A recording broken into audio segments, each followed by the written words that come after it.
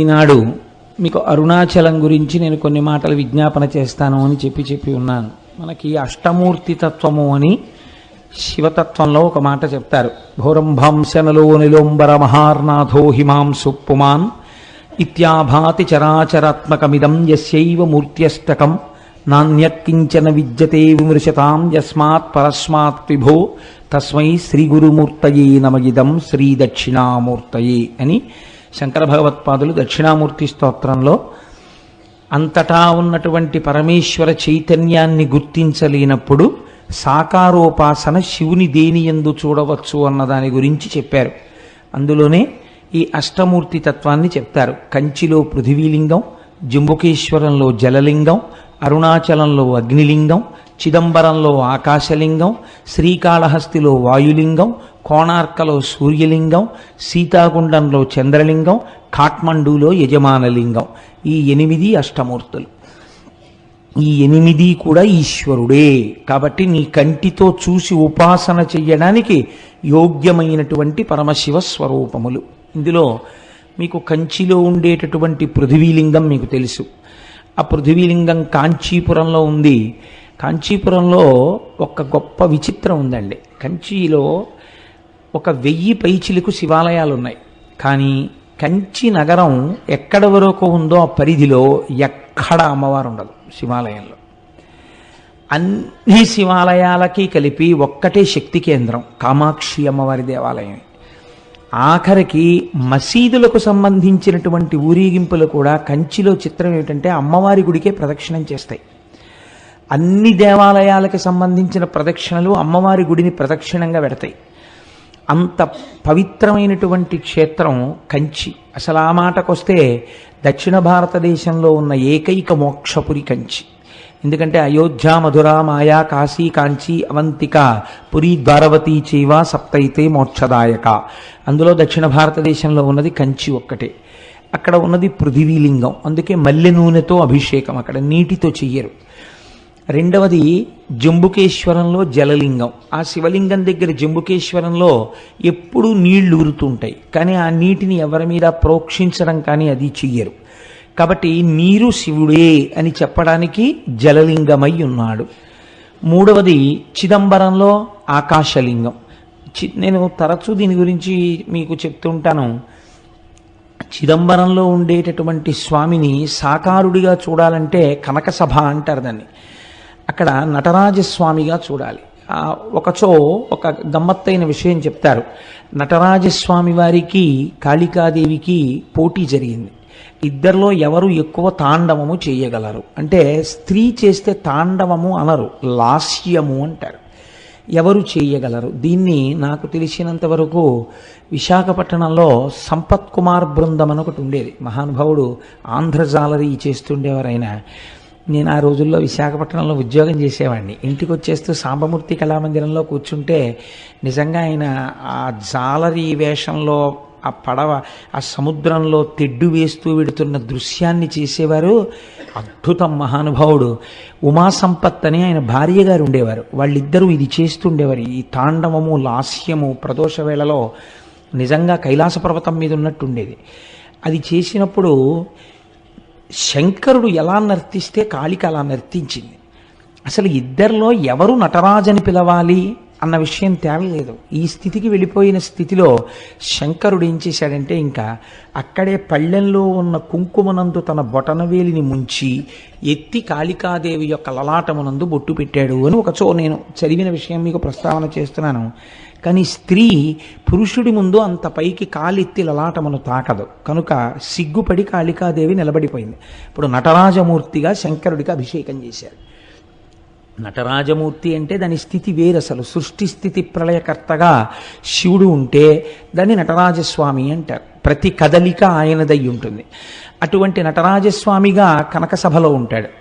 అదే స్వామి ఆకాశలింగంగా అంతరాలయంలో ఉంటాడు. ఆకాశలింగం అంటే మీరు చిదంబరం వెడితే మీ దగ్గర మారేడు దళాలతో ఉన్నటువంటి మాలలు తీసుకుంటారు, తీసుకెళ్ళి ఓ గోడ మీద వేస్తారు.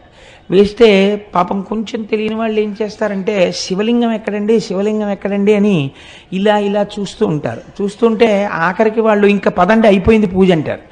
అయిపోయింది పూజ అంటే అసలు శివలింగమే కనపడలేదు, ఇంత దూరం వచ్చిన వాళ్ళు బెంగెట్టుకుని అసలు శివలింగం ఏదండి అంటారు. అంటే వాళ్ళు ఇదే శివలింగం అని గోడ చూపిస్తారు. ఇదేమిటి ఇది శివలింగం ఏమిటి అనుకుని వెళ్ళిపోతే అక్కడ ఉన్న వాళ్ళు అంటారు, అర్థం కాకపోతే అది చిదంబర రహస్యం అండి అంటే. చిదంబర రహస్యం అంటే ఏమిటంటే ఆకాశము అంటే అంతటా వ్యాప్తి చెందినది. అంతటా ఉన్న శివుణ్ణి ఎక్కడున్నాడని మళ్ళీ ప్రత్యేకం మీరు చూపిస్తారు. అందుకని అక్కడ ఏం ఉండదు, గోడ ఉంటుంది, దానికే పూజ అంతే. అంతటా ఉన్నాడు, అది లోపల తెలుసుకుని పూజ చేయడం. కాబట్టి చిదంబరం ఆకాశలింగం, శ్రీకాళహస్తి వాయులింగం. మీకు తెలుసు అక్కడ 2 జ్యోతులు వెలుగుతుంటాయి ఎప్పుడు. మనకి సైన్స్లో ఏమిటంటే ఆక్సిజన్ లేకపోతే దీపం నిధనం అయిపోతుంది అని. అందుకని విదేశీయులకి ఎంతసేపు కూడా మనకి ఉన్నటువంటి ఆరాధనా విధానాన్ని వాళ్ళు హేతువుని చూడడానికి ప్రయత్నించేవారు. కాబట్టి విదేశీ పరిపాలనలో ఏం చేశారంటే శ్రీకాళహస్తిలోకి గాలి రాకుండా దేవాలయాన్ని మూసేశారు. ఆక్సిజన్ అయిపోతుంది కదా, అప్పుడు ఈ దీపాలు ఏమవుతాయో చూద్దామని. ఎన్ని రోజులైనా ఆ దీపాలు అలా వెలుగుతూనే ఉన్నాయి. గాలిలో ఆక్సిజన్ అయిపోయినట్టుగా అక్కడ ఉన్నటువంటి పరికరములు చూపిస్తున్నాయి, కానీ దీపాలు మాత్రం వెలుగుతున్నాయి. ఏ గాలి లేకపోయినా 2 దీపాలు గాలి కొట్టుకుంటున్నట్టు ఇలా కొట్టుకుంటుంటాయి ఇప్పటికీ. అలా వాయురూపుడైనటువంటి పరమాత్మ శివుడే అని చూపించడం కోసమే శ్రీకాళహస్తిలో వాయులింగం.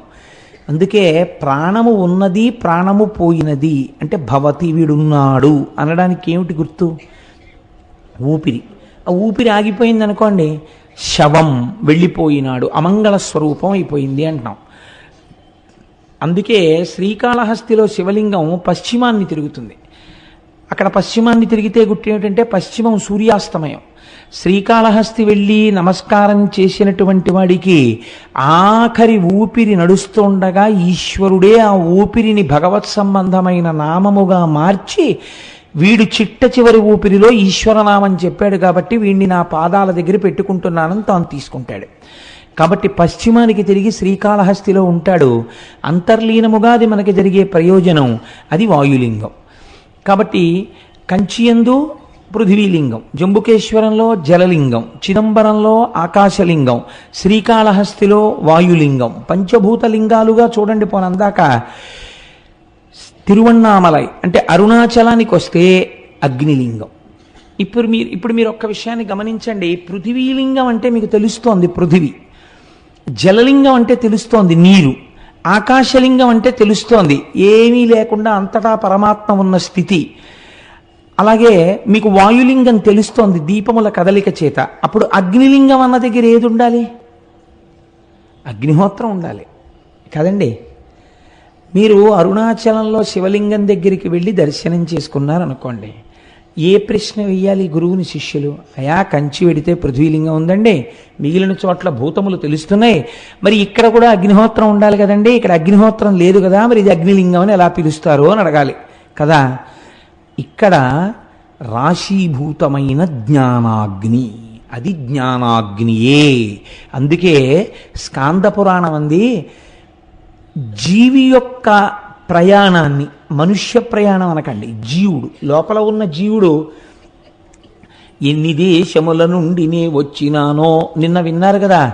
ఇదేంటి, ఎందరో రోతల్లులెందరో తండ్రులెందరో తన వారులెందరో సుతులు, ఎంతమంది అయ్యారో ఇప్పటికీ.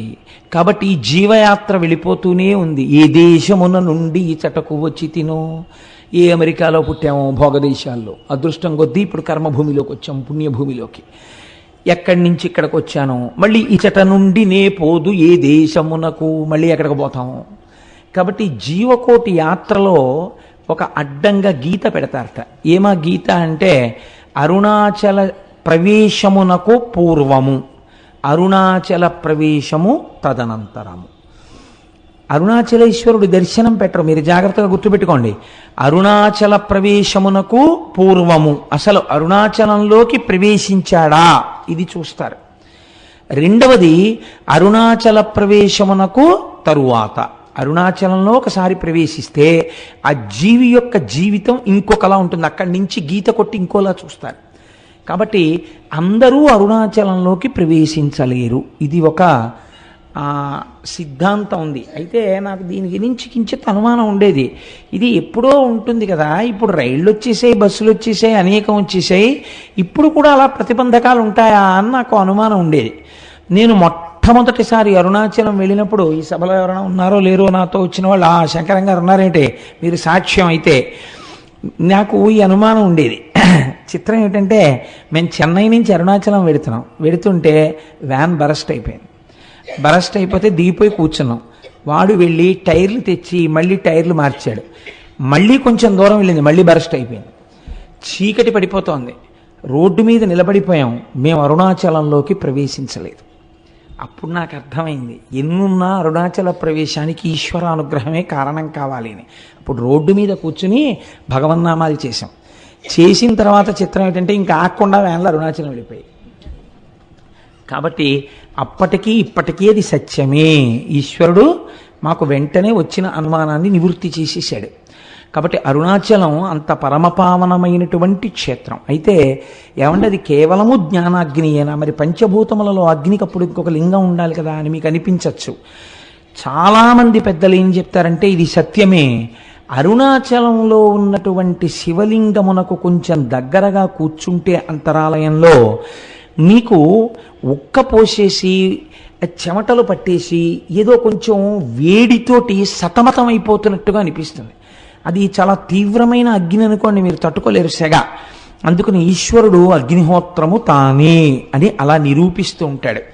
అటువంటి పరమపావనమైనటువంటి క్షేత్రము ఆ తిరువణ్ణామలైలో ఉన్నటువంటి అరుణాచలేశ్వరుడు. అయితే ఈ అరుణాచలం గురించి ప్రత్యేకముగా నేను ప్రస్తావన చేస్తాను ఇవాళ. రేపు భగవాన్ రమణుల గురించి ప్రస్తావన చేస్తాను అనడం వెనకాతల ఒక ఆర్తి ఉంది. ఎందుకు నేను దాని గురించి ప్రత్యేకం ప్రస్తావన చేస్తాను అని అనవలసి వచ్చిందంటే, మనకి ఒకానొకప్పుడు శంకరుణ్ణి దేవతలు మనుష్యులు అందరూ ప్రార్థన చేస్తే ఆయన ఇచ్చినటువంటి వరములుగా 4 చెప్తారు.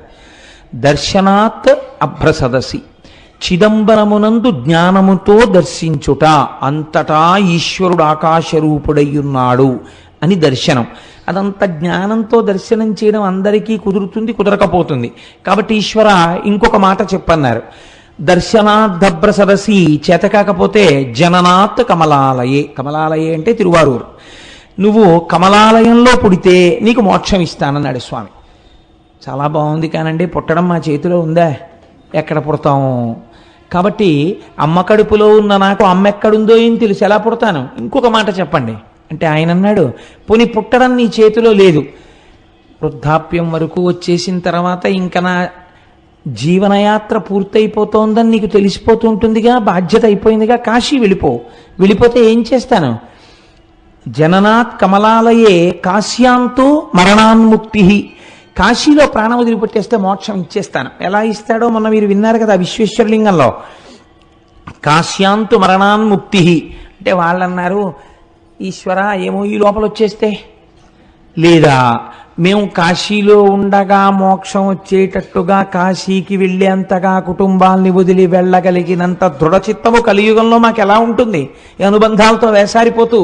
కాబట్టి అలా వెడతామని నమ్మకం లేదు. ఇంకొక మాట చెప్పండి అంటే స్వామి అన్నారు, ఇంకా ఇంతకన్నా సులభం ఉండదు, ఒక్క మాట చెప్తాను, చెయ్యగలరా? స్మరణాత్ అరుణాచలే, పైకి అనక్కర్లేదు. అరుణాచల శివ అరుణాచల శివ అరుణాచల శివ అరుణ శివ అని మీరు అనక్కర్లేదు. స్మరణాత్, స్మరణము మనస్సుకు సంబంధించినది. మీరిక్కడ అరుణాచల శివుడు అని ఒకసారి తలుచుకుంటే చాలు, పాపరాశి ధ్వంసం చేస్తాను. పోనీ అలా తలుచుకోగలవా? ఇది కూడా కుదరదన్నారు అనుకోండి, ఇంకా నేను మిమ్మల్ని ఉద్ధరించలేనని ఈశ్వరుడితో అనిపించుకోకూడదు కదా, అందుకని తప్పకుండా అన్నారు. స్మరణాత్ అరుణాచలే, కేవలము స్మరించినంత మాత్రం చేత పాపరాశిని ధ్వంసము చేయగలిగినటువంటి క్షేత్రము అరుణాచల క్షేత్రము. ఇక్కడ ఒక గమ్మత్తుంది.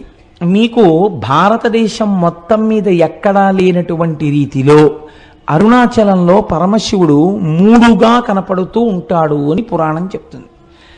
3గా, ఇందులో అరుణాచలం వెళ్ళిన వాళ్ళు చాలామంది ఉన్నారని నేను అనుకుంటున్నాను. నాకు తెలియడం కోసం, సంతోషించడం కోసం, అరుణాచలం వెళ్ళిన వాళ్ళు ఎంతమంది ఉన్నారో ఒక్కసారి చెయ్యెత్తండి సభలో. ఓ చాలామంది ఉన్నారండి వెళ్ళవలసిన వాళ్ళు. చాలా సంతోషం. ఈ మాట ఎప్పుడైనా ఈశ్వరుడు మనందరినీ కలిపి తీసుకెళ్ళుగాక అని సంకల్పం చేద్దాం. స్మరణాత్ అరుణాచలి. ఆ అరుణాచలం దాని గురించి శాస్త్రం ఒక మాట చెప్తుంది. అరుణాచల క్షేత్రమునందు శివుడు మూడుగా కనపడుతూ ఉంటాడు. అరుణాచలంలో ఒక పెద్ద పర్వతం ఉంది, దాని పేరే అరుణాచలము. అంటే అచలము అని కదండి, అచలం అంటే కొండ. ఒక పెద్ద కొండ ఉంది, దానికి ప్రదక్షిణం చేయాలంటే 14 కిలోమీటర్లు నడవాల్సి ఉంటుంది. ఆ కొండ శివుడే, కొండయే శివుడు అక్కడ. అందుకే మీరు చూస్తే ఒక చిత్రమైన బోర్డులు కనపడుతుంటాయి. Absorbed into the lotus feet of Arunachala అని ఉంటాయి. రమణాశ్రమంలో అక్కడే ప్రాణాలు విడిచిపెట్టేసిన వాళ్ళని సమాధులు చేస్తే అక్కడ బోర్డులు పెడతారు, వీళ్ళ పేరు ఇది, absorbed into the lotus feet of Arunachala అంటారు. అరుణాచల పాదములు అని పిలుస్తారు ఆ కొండ కింద ఉన్నటువంటి భాగాన్ని. ఆ కొండకి ప్రదక్షిణం చేస్తారు. ఈ కొండకి ప్రదక్షిణం చేస్తే అక్కడ మీరు నమ్మండి నమ్మపోండి, నాకు పరమ విశ్వాసముతో కూడుకున్న విషయం, ఎన్ని కోట్ల జన్మల పాపములో అక్కడ దగ్ధమవుతాయని. భగవాన్ రమణుల్ని ఎవరైనా చూడ్డానికి వెడితే అరుణాచలంలో ఆయన మొదట ఒక ప్రశ్న వేసేవారు, గిరి ప్రదక్షిణం చేశారా అని అడిగేవారు. వాళ్ళు మళ్ళీ ఓ గంట పోయాక కనపడేవారు, భగవాన్ మీరు చెప్పినట్టుగా గిరి ప్రదక్షిణానికి వెళ్ళొచ్చాం అనేవారు.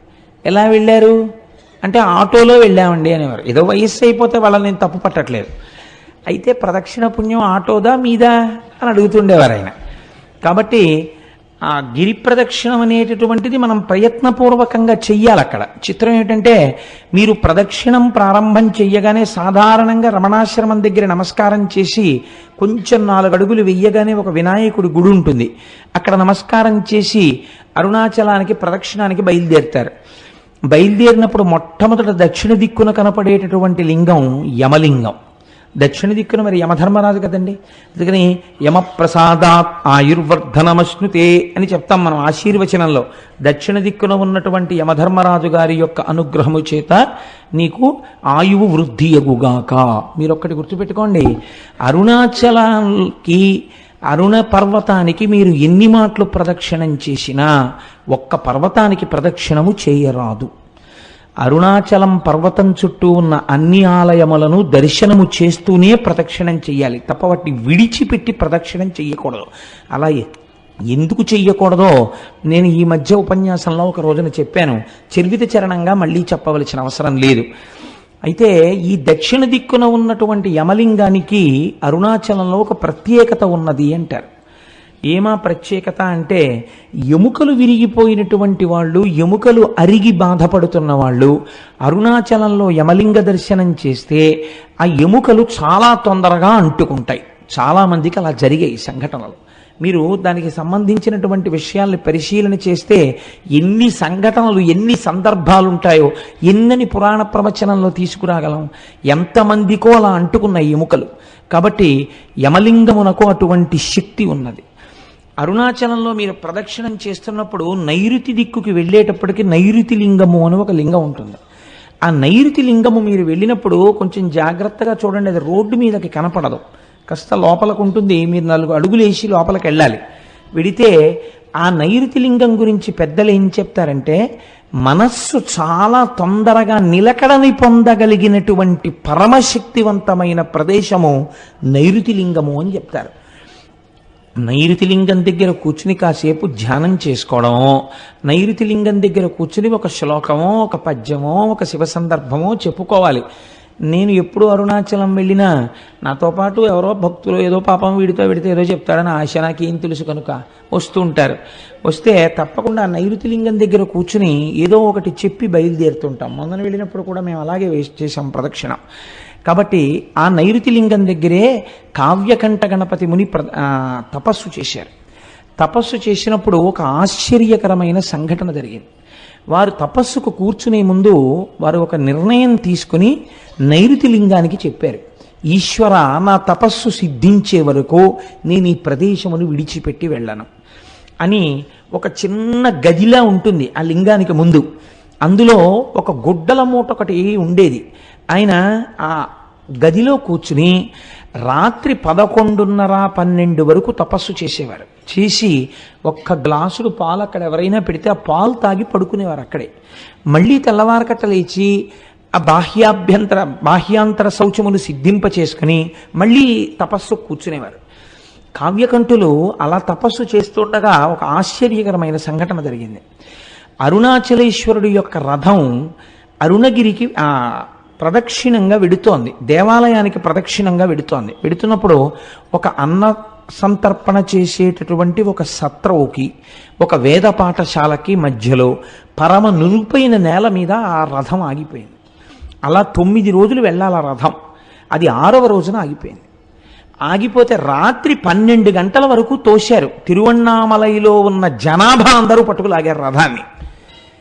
అంగుళం కూడా రథం కదలలేదు. ఏం చెయ్యాలో అర్థం కాలేదు. లాగి అర్చకులు కూడా విసిగిపోయి ఎన్ని క్షమార్పణలు చెప్పాలో అన్ని చెప్పారు. కదల్లా రథం. రథం మీద మూర్తులను అలాగే వదిలిపెట్టేసి ఒక 10 మందిని కాపలా పెట్టి రేపటి రోజు ఉదయం వచ్చి మళ్ళీ రథం లాగుతాం స్వామి, మమ్మల్ని మన్నించు అని చెప్పి ఎవరిళ్ళక వాళ్ళు వెళ్ళిపోయారు అర్చకులు కూడా. ఇది యథార్థముగా కావ్యకంఠ గణపతి ముని అంటే ఈ మధ్య వారి జీవితంలో జరిగిన సంఘటన. రాత్రి 12 గంటలకి కావ్యకంఠ గణపతి ముని పడుకున్నారు. పడుకుంటే అరుణాచలేశ్వరుడికి అర్చకత్వం చేసే ప్రధాన అర్చకుడు ఆయనకి స్వప్నంలో దర్శనమిచ్చాడు. ఇచ్చి ఈశ్వరాజ్ఞ చేత రథం ఆగిపోయింది, ఈశ్వరుడు ఏం కోరుకుంటున్నాడంటే మీ యొక్క తపస్సుని లోకమునకు తెలియచెయ్యాలనుకుంటున్నాడు, మీ వాక్కు యొక్క ప్రామాణ్యము తెలియచెయ్యాలనుకుంటున్నాడు. అది అసలు రహస్యం. కనుక మీరు వచ్చి చెయ్యేస్తే తప్ప అరుణాచలేశ్వరుడి రథము నడవదు. కాబట్టి ఉత్తర క్షణం మీరు గుడి విడిచిపెట్టి రండి అని వినపడింది. వినపడితే ఆయన గభాలన లేచి ఇది స్వప్నంలా అనిపించట్లేదు, యథార్థంగా జరిగినట్టుందని చూస్తే చిమ్మ చీకటి. ఏం చెయ్యాలి అని ఆలోచించి ఇది నిజమేనా అని ఆయన ఆలోచిస్తున్నారు. 2 చెవులలోకి మాటలు వినపడ్డాయి, ఇది యథార్థము, నువ్వు వెంటనే బయలుదేరి రథం దగ్గరికి వెళ్ళు అని. ఆయన వెంటనే గుడి తలుపులు వెయ్యడం కూడా మరిచిపోయి, రాత్రిళ్ళు తలుపులు వేస్తారు కానీ మీకు శివలింగ దర్శనం అవుతూ ఉంటుంది అరుణాచలంలో, తలుపులు దగ్గరకి వేసి ఆయన గబగబా ఆ తేరు ఆగిపోయిన ప్రదేశానికి వెళ్ళారు. వెడితే రథం అక్కడ నిలబడిపోయింది, చుట్టూ 10 మంది ఉన్నారు. వెంటనే ఈయన స్వామికి సాష్టాంగ నమస్కారం చేసి, ఈశ్వరా మీరు నన్ను అనుగ్రహించారు, కానీ ఇప్పుడు 10 మంది కాపలాదారులు మాత్రమే ఉన్నారు. ఇప్పుడు ఒకవేళ రథం కదిలినా ఆలయం లోపలికి వెళ్ళడం కష్టం. రేపు తెల్లవారుజామున నేను వచ్చి రథాన్ని మీద చెయ్యి వేస్తాను, కదిపేది మీరే, నా శక్తి కాదు, నన్ను అనుగ్రహిస్తారు అని చెప్పి మళ్ళీ వెళ్ళిపోయారు గుడికి. పడుకున్నారు. రోజు తెల్లవారకట్ట 4ంటికి తెలివచ్చేది. ఆయనకు ఆ రోజున మరునాడు ఉదయం 9 గంటలకి తెలివచ్చింది. అప్పటికి తెల్లవారకట్ట వచ్చేసి అక్కడ ఉన్న వాళ్ళందరూ ఈ రథాన్ని లాగేటటువంటి ప్రయత్నం చేస్తున్నారు, కదలటం లేదు. 12 అయ్యేటప్పటికి ఎట్టి పరిస్థితులలోనూ గుడి లోపలికి వెళ్ళిపోవాలి. వెళ్ళిపోయి మహానైవేద్యమై మళ్ళీ మరునాటి పరిక్రమణం మొదలైపోవాలి. అలా వెళ్ళకపోతే భారీ ఎత్తున ప్రాయశ్చిత్తాలు చెయ్యాలి. ఆలయంలో ఉన్నటువంటి అధికారుల నుంచి అర్చకుల వరకు గడగడ వణికిపోతున్నారు. ఇలా వణికిపోతున్న సమయంలో గబగబా సంధ్యావందనాదులు పూర్తి చేసుకుని కావ్యకంఠ గణపతి ముని తనకున్న బట్టల మూటోటి పట్టుకుని వెళ్ళి వేద పాఠశాలలో దాన్ని అప్పజెప్పి ఆ రథం దగ్గరికి వెళ్ళి, అయ్యా నాకు చోటు ఇవ్వండి, ఈశ్వరుడు పిలిస్తే వచ్చాను అనేటప్పటికి అందరూ ఆయనకి చోటు ఇచ్చారు. ఆయన 2 మోకుల మధ్యలోకి వెళ్ళి సాష్టాంగ నమస్కారం చేసి, అరుణాచలేశ్వర నువ్వు పిలిస్తే నేను వచ్చాను, నువ్వు చెప్పిన మాట నిలబెట్టు అని కుడి చెయ్యి వేసి, ఇలా ఉంటారు కావ్యకంఠ గణపతి ముని, కుడి చెయ్యి వేసి ఇలా అన్నారు. అంతే. చాలా మంది కలిపి తేలిక వాహనాన్ని లాగేస్తే ఒక్కసారి ఎలా దూకుతుందో, అలవాట్లేనివాడు ఫస్ట్ గేర్ వేసేసి యాక్సిలేటర్ వదిలేస్తే బండి ఎలా దూకుతుందో అలా ఒక దూకింది అరుణాచలం రథం. దూకి గుళ్ళోకి వెళ్ళిపోయింది. వెంటనే ఎవరు రాయి బక్కబాపడు, ఎవరింతటి మహాత్ముడు, ఈయన్ని ఎలాగైనా పట్టుకోవాలనుకుని చూశారు. చిత్రం ఏమిటంటే మహాత్ములైనటువంటి వారు గుర్తింపుల కోసం వెంపర్లాడరు. వాళ్ళు చూసేటప్పటికే సందులు గొంతుల్లో పడైన వెళ్ళిపోయారు. ఎవ్వరికీ కనపడలేదు. అరుణాచలేశ్వరుడు కావ్యకంఠ గణపతి ముని యొక్క తపస్సుకి తొందరగా పలికినటువంటి ప్రదేశం నైరుతిలింగ స్థానం. కాబట్టి ఆ నైరుతిలింగం దగ్గరికి వెళ్ళినప్పుడు మనం ప్రత్యేకించి అరుణాచలేశ్వర నీ అనుగ్రహాన్ని మా యందు ప్రసరించు అని మనం చక్కగా అక్కడ నమస్కారం చేసుకోవాలి. అరుణగిరికి తప్పకుండా ప్రదక్షిణం చెయ్యండి అని అనడం వెనకాతల ఒక కారణం ఉంది. మీరు వెళ్ళేటప్పుడు అన్ని దిక్కుల యందు మీకు ఆ ఆలయాలు కనపడతాయి. చంద్రలింగం, సూర్యలింగం, ఉత్తరాన కుబేరలింగం, ఈశాన్యంలో లింగం, ఆగ్నేయంలో లింగం, అన్ని శివాలయాలు ఉంటాయి. ఉత్తరలింగాన్ని కుబేరలింగం అని పిలుస్తారు. ఉత్తరలింగం దగ్గరికి వెళ్ళి మీరు ప్రార్థన చేశారనుకోండి, ఐశ్వర్య సంపత్తి కలుగుతుంది. మీరు చూడండి, సాధారణంగా మనకి ఆశీర్వచనం చేస్తారు. మీరు ఏదైనా ఒక పెద్ద పూజ కానీ, ఇష్టి కానీ, వ్రతం కానీ పూర్తి చేశారనుకోండి, ఆశీర్వచనం చేసేటప్పుడు ఒక మాట చెప్తారు. ఏదో నైరుతి దిగ్భాగే వరుణో దేవత వరుణ ప్రసాదాత్ పుత్రపౌత్రాభివర్ధనమశ్నుతే. ఆ నైరుతి దిక్కున ఉన్నటువంటి ఏదో పశ్చిమ దిగ్భాగే, పశ్చిమ దిక్కున ఉన్నవాడు వరుణుడు. ఆ వరుణుని యొక్క అనుగ్రహము చేత ఈయనకి పుత్రపౌత్రాభివృద్ధి కలుగుగాక అని. అలాగే మనకి మహన్యాసం చేసేటప్పుడు మనం ఇలా వెనక్కి తిరిగి ఓ నమస్కారం, ఇలా ఓ నమస్కారం, ఇలా ఓ నమస్కారం, ఇలా ఓ నమస్కారం అర్చక స్వామి చేస్తుంటారు. ఆయన్ని చూస్తూ ఆయన ఎడి తిరుగుతున్నాడు, అలా మనం ఇలా ఇలా ఇలా తిరుగుతూ ఉంటాం తప్ప మంత్రంతో సమన్వయం మనకి జరగదు లోపల. ఎందుకంటే మనకి సరిగ్గా అర్థం కాదు, అలా అర్థమయ్యేటట్టు చెప్పేవాళ్ళు లేరు. కాబట్టి ఏమైపోతుందంటే ఉట్టినే పాపం అలా అలా తిరుగుతుంటాడు, ఆయన భక్తి అయింది.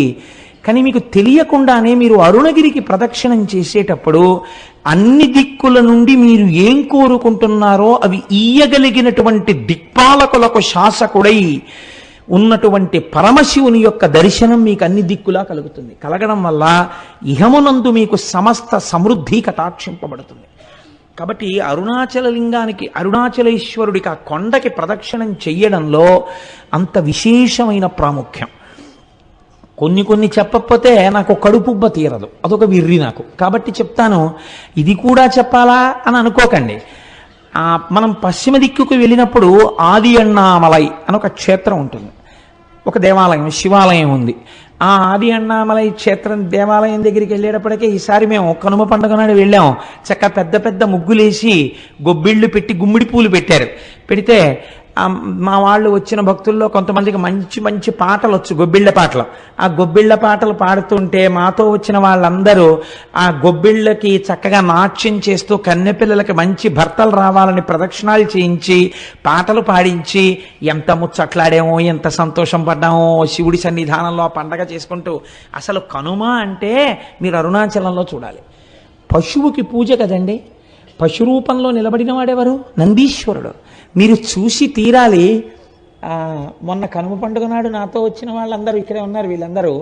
వీళ్ళందరూ అయితే ఎంత పొంగిపోయారంటే, కోటేశ్వరరావు ఎలాగో శివమహాపురాణం జరుగుతోంది కదా, మా అచ్చయ్య శాస్త్రి గారు అయితే ఎంత ముచ్చట పడిపోయారంటే, కోటేశ్వరరావు నేను పెద్ద నందించి ఏం చేస్తాను, కనుమ నాడు మన అందరం ఇక్కడ చేసినట్టే అలంకారం చేద్దామా అండి అని అడిగారు. మీకు చిత్రం తెలుసా? అరిసెల దండల దగ్గర నుంచి, కజ్జికాయల దండల దగ్గర నుంచి, 5 స్టార్ చాక్లెట్ల దగ్గర నుంచి, కాయగూరల దగ్గర నుంచి, ఏమ్మా పాప్కారం దండల దగ్గర నుంచి నందీశ్వరుడికి అలంకారం చేసేస్తారు. చక్కగా శీకాకాయ రసంతో ఆయనకి అభిషేకం చేసి రుద్రంతో కడిగి తెల్లవారకట నుంచి ఉంటే అవి కూడా చూడొచ్చు. చక్కగా స్వామికి అభిషేకం చేసి తైలమర్దనం చేసి అలంకారం చేస్తారు. చూసి తీరాలి. ఏమో ఈశ్వరుడు అనుగ్రహిస్తే సర్వసమర్థులైన వాళ్ళు గోపాలకృష్ణ గారు, దొరగారు, ఇలాంటి వాళ్ళు అందరూ ఉన్నారు కాబట్టి ఇక్కడ నానాజీ గారును నందికేశ్వర చరిత్ర చెప్పినప్పుడు నందీశ్వరుణ్ణి అలా అలంకరించే ప్రయత్నం చేద్దాం ఒకసారి. ఇక్కడ మేము ఒక్కళ్ళమే అనుభవించడమే, మీరు కూడా అలా నందీశ్వరుణ్ణి ఎలా అలంకారం చేస్తారో చూద్దురు. కానీ అక్కడ చూడగానే ఆ రోజున నాతో పాటు ఉన్న వాళ్ళందరూ రిజర్వ్ చేసేసుకున్నారు. జంతికల దండలు మావంటే, చెకోడీల దండలు మావంటే, కజ్జికాయల దండలు మావంటే వాళ్ళు చూశారు కాబట్టి వాళ్ళు అవన్నీ రిజర్వ్ చేసుకున్నారు కూడా. కాబట్టి అన్నమాట ఉత్తినేందుకు పోవాలి, వాళ్ళ అలంకారం కూడా చేస్తారు. నందికేశ్వర చరిత్ర చెప్పిన రోజున వీలైతే బసవయ్యని మనం ఇక్కడ అలా అలంకారం చేసి ప్రదక్షిణం చేసి నమస్కరిద్దాం. కనుక ఏమిటో ఎటు నుంచి ఎటుపోతుందో ప్రసంగం. నైరుతి దిక్కున ఉన్నటువంటి ఆ స్వామి యొక్క దర్శనము కావ్యకంఠ గణపతి మునికంతటి కటాక్షాన్ని అనుగ్రహించింది. ఆ అరుణాచలేశ్వరుడికి చేసినటువంటి ప్రదక్షిణం మనకి ఇహమునందే కాదు పరమనందు సుఖాన్ని మోక్షమును కూడా ఇవ్వగలదు. ఎందుకు ప్రదక్షిణం చెయ్యాలి? కేవలం కాళ్ళతో నడిస్తే పాపం పోతుందా? అలా ఎలా పోతుందని అడిగేవారు. అడిగితే భగవాన్ రమణులు ఒక మాట చెప్తుండేవారు. వారు చెప్పినది సాధికారికం కదా. ప్రదక్షిణం అనగా సమస్త పాపరాశిని ధ్వంసము చేయుట. నేను అరుణగిరికి ప్రదక్షిణానికి బయలుదేరుతున్నాను అని మీరు అన్నారనుకోండి, అని స్నానం చేసి ప్రదక్షిణ ప్రారంభం చేస్తూ నమస్కారం చేసుకుంటున్నప్పుడు ఏమంటారు? ఈశ్వర, ఈ ప్రదక్షిణం ఏ విఘ్నం లేకుండా నా ఒంటి యందు శక్తి నిలబడి నేను చక్కగా చేసుకునేటట్టు అనుగ్రహించు అని మీరు మొదటి అడుగు తీసి ఇలా వెయ్యగానేట అంత పెద్ద స్థూల రూపుడైన పరమశివుడికి ప్రదక్షిణానికి మీరు ప్రయత్నపూర్వకంగా ఒక అడుగు పెట్టారు కనుక అడుగు ఇలా తీసి వెయ్యగానే పాపరాశిని ధ్వంసం చేసేస్తాట. పాపరాశిని ధ్వంసం చేసి ఈ అడుగు ఇలా వేసినప్పుడు వెనక అడుగు స్థిరంగా ఉంటుంది కదండి.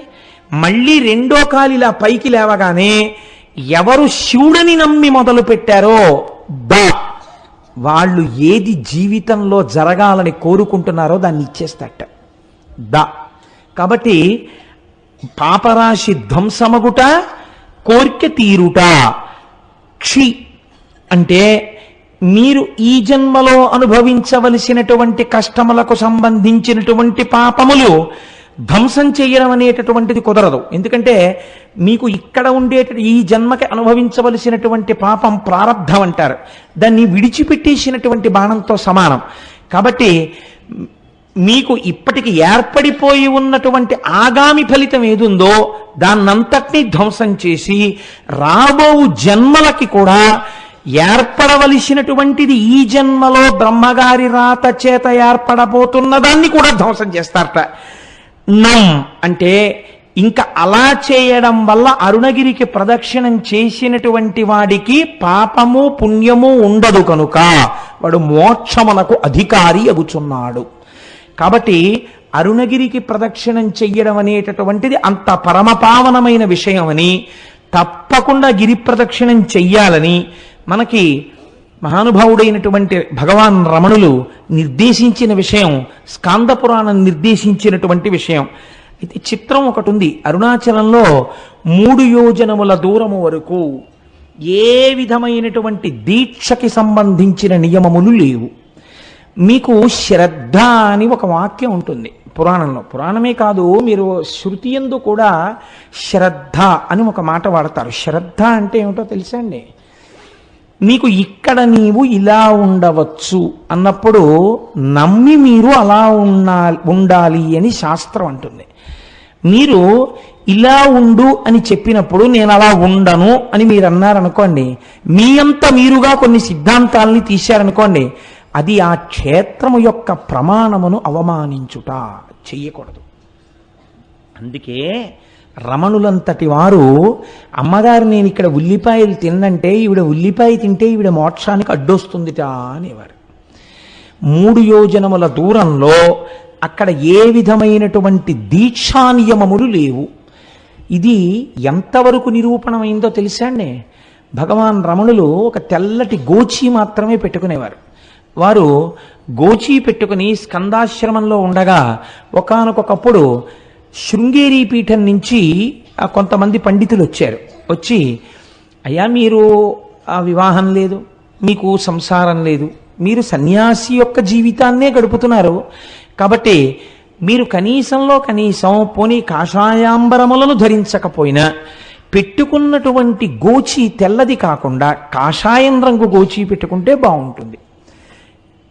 అందుకే జ్ఞానముతో నిండినటువంటి వారు కాబట్టే సన్యాసి శరీరాన్ని విడిచిపెడితే ఇక దహనం చేయరు. అది జ్ఞానాగ్నితో కూడిన శరీరం కాబట్టి భూస్థాపితం చేస్తారు.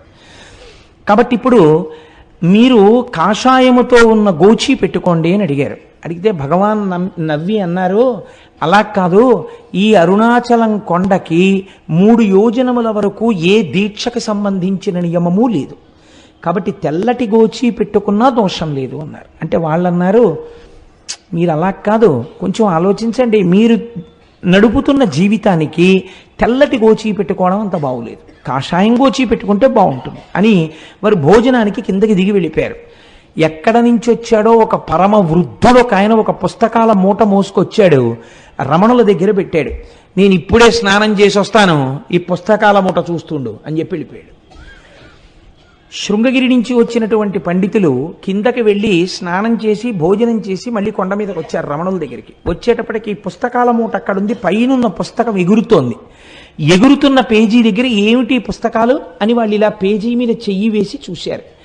చూస్తే దాని అనువాద పద్యాన్ని మీకు నేను వినిపిస్తున్నాను. అందులో ఉంది, యోజనంబులు 3 నిచట వాసమొనరించు వారగు వరనరులకు ఉండకుందను దీక్షాదులొకటి అయిన ఆశరహిత మత్సాయుజ్య ప్రాప్తి సిద్ధ ఈశుడగు నాయాజ్ఞచే నెలమిమీరా.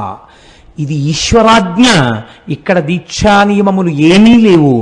ఇక్కడ కొండకి 3 యోజనముల పరిధిలో ఎటువంటి దీక్షలో లేకపోయినా ఈ కొండ యొక్క అగ్ని ప్రసరణము చేత వారు మోక్షమునకు అధికారులగుచున్నారు. కాబట్టి వాళ్ళది చూసి తెల్లబోయి, ఇప్పటికిప్పుడు ఈ పుస్తకం ఎక్కడి నుంచి వచ్చిందంటే రమణులు అన్నారు, ఏమో ఎవరో వృద్ధులు తెచ్చి అక్కడ పెట్టారు, వారు మీలాగే స్నానం చేసి వస్తానని వెళ్ళారన్నారు. ఆ వృద్ధుడు తిరిగి రాలేదు. కానీ ఈ పద్యాన్ని చూసినటువంటి పెద్దలు మాత్రం రమణులు తెల్లటి గోచి పెట్టుకోవడం వెనకాతల పరమసత్యం ఉంది అని తిరిగి వెళ్ళిపోయారు. అలా నిరూపించినటువంటిది ఆ అరుణగిరికి ఉన్నటువంటి గొప్పతనాన్ని నిరూపించిన సంఘటన అక్కడ జరిగింది. మీరు అరుణాచల క్షేత్రంలో స్వామి దర్శనానికి వెడితే సాధారణంగా తూర్పు గోపురంలోంచి ప్రవేశిస్తాం. తూర్పు గోపురాన్ని శ్రీకృష్ణదేవరాయలు నిర్మాణం చేశారు. మనకి ఎక్కడికి వెళ్ళండి శ్రీకృష్ణదేవరాయల యొక్క ప్రమేయం లేనటువంటి క్షేత్రం ఉండదు. మీరు తెలిసి కానీ తెలియక కానీ వెడితే, మనకి నేను మొన్న గుంటూరు ప్రసంగాలకు వెళ్ళినప్పుడు వారు నన్ను ఒక క్షేత్రానికి తీసుకెళ్లారు. అది గుడికి అన్ని మూలలా సుబ్రహ్మణ్యుడు ఉన్నాడు. నేను చాలా ఆశ్చర్యపోయాను. కృష్ణదేవరాయల వారు అక్కడికి వచ్చి పూజ చేసి వెళ్ళిన తర్వాత ఆయనకి కొడుకు పుట్టాడు, భార్య గర్భిణి అయింది అని తెలిసి ఆయన క్షేత్రానికి గోపురాలు అవి కట్టారు. అలాగే ఆ మహానుభావుడు ఆయన తూర్పున గోపురాన్ని కట్టారు. దక్షిణ భారతదేశంలో ఉన్నటువంటి అన్ని దేవాలయాల గోపురాల కన్నా తలెత్తి చూసే గోపురాల్లో అదొకటి అని పెద్దలు చెప్తారు. అంత పెద్ద గోపురం కనపడుతుంటుంది. మీకు ఉత్తర దిక్కున ఒక గోపురం ఉంది. ఆ గోపురంలోకి ఒక్కసారైనా వెళ్ళి బయటికి రావాలి. ఉత్తర గోపురంలోకి అంటే సమయం లేక వెళ్ళలేకపోతే అది వేరే విషయం అనుకోండి. ఎప్పుడైనా ఉత్తర గోపురంలోకి ఎందుకు వెళ్ళి బయటికి వస్తారంటే, అమ్మణ్ణి అమ్మన్నను ఒక ఆవిడ ఉండేది అరుణాచలంలో. ఆవిడ సంకల్పం చేసింది ఒక రోజున. ఉత్తర దిక్కున అంత పెద్ద గోపురం ఉండేది కాదు అప్పటికి. ఆవిడ ఏమనుకుందంటే, ఈశ్వర, నేను ఐశ్వర్యవంతురాలను కాను, నేను ప్రతి ఇంటికి వెళ్ళి చందా అడుగుతాను, వచ్చినటువంటి డబ్బులతో గోపురం కడతానని ఆవిడ ప్రతి ఇంటి ముందుకి వెళ్ళి నిలబడితే ఇంట్లో ఎక్కడో బీరువా తాళం వేసి లోపల ఉన్న చెస్ట్లో ఎంత డబ్బు ఎన్ని డినామినేషన్స్లో ఉన్నాయో ఆవిడకి కనపడేది. ఆవిడ ఇంటి ముందు నిలబడి, ఉత్తర గోపురం కడదామనుకుంటున్నాను, మీ ఇంట్లో 12,346 రూపాయల 62 పైసలు ఉందిగా బీరువాలో, ఇన్ని 100 కాగితాలు ఉన్నాయిగా, ఇన్ని 50 కాగితాలు ఉన్నాయిగా, గుడి కట్టడానికి చందా ఇయ్యి అనేది. ఇంట్లోకి వెళ్ళి డబ్బులు ఎక్కడితే అంతా ఉండేది. ఇంట్లో ఎక్కడ దాచినా ఆవిడ చెప్పేది. అందుకని ఆవిడ వచ్చేటప్పటికే పట్టుకెళ్ళి చందా ఇచ్చేసేవాడు.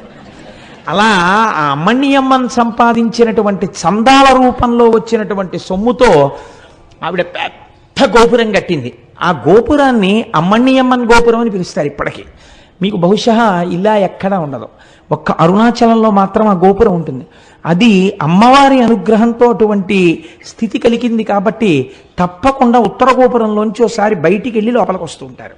సరే, మీకు ఈ అరుణాచలం దేవాలయంలోకి ప్రవేశించగానే ఒక సుబ్రహ్మణ్యేశ్వర స్వామి వారి యొక్క దేవాలయం కనపడుతుంది. అందులో మనందరం వెళ్ళి దర్శనం చేసుకున్నాం కదండి, వెడుతూనే వెళ్ళాం. ఆ సుబ్రహ్మణ్యేశ్వర స్వామి వారి దేవాలయం ఒక చిత్రమైనటువంటి దేవాలయం. ఎందుచేత అంటే అరుణగిరినాథుడు అని ఒక మహాభక్తుడు ఒక ఆయన ఉండేవాడు ఆ తిరువణ్ణామలైలో. ఆ అరుణగిరినాథర్ ఒకానొకప్పుడు చాలా దోషభూయిష్టమైన జీవితాన్ని గడిపాడు అని ఆయన జీవిత చరిత్ర చెప్తోంది. ఎందుచేత అంటే తల్లిదండ్రులు చనిపోతూ అక్క చెల్లెలకు అప్పచెప్పారు, కానీ ఆవిడ ఎంత కష్టపడి పెంచినా ఈయన మాత్రం దోషభూయిష్టమైనటువంటి నడువడితో ఉండేవాడు. ఆవిడ ఒకసారి నిలదీస్తే తన చరిత్ర గురించి తనకే అసహ్యం వేసి చచ్చిపోతానని ఆయన వెళ్ళి అరుణాచలంలో ఉన్నటువంటి ఒక సుబ్రహ్మణ్యేశ్వర స్వామి వారి గోపురం ఎక్కి ఆ గోపురం మించి కిందకి దూకాడు. కిందకి దూకితే సుబ్రహ్మణ్యేశ్వర స్వామి వారు తన రెండు చేతులతో పట్టుకున్నారు. సుబ్రహ్మణ్యేశ్వర స్వామి వారి యొక్క స్పర్శ కలగడం చేత ఆయన మహాకవి అయిపోయాడు. అరుణగిరినాథర్ అన్న పేరుతో సుబ్రహ్మణ్యుడి మీద ఎన్నో తమిళానికి సంబంధించినటువంటి పత్రికల్ని రచించాడు. అలా రచిస్తే ఆ దేశపు రాజు ప్రౌఢదేవరాయలు అని ఉండేవారు. ఆయన చాలా సంతోషించి తన ఆస్థానంలో ఒక జైనుడు ప్రధానంగా ఉండేవాడు కవిగా. ఆయన్ని సంబంధం అనబడే ఆయన్ని తీసేసి ఈయన్ని ఆస్థాన కవిగా తీసుకున్నాడు. ఈయన పరమభక్తుడై రోజు సుబ్రహ్మణ్యేశ్వర స్వామి వారి దర్శనం చేసి అర్చన చేస్తుండేవాడు. ఈ రాజు ఒక రోజున కోరిక కోరాడు, నాకు సుబ్రహ్మణ్య దర్శనం చేయిస్తావా అని.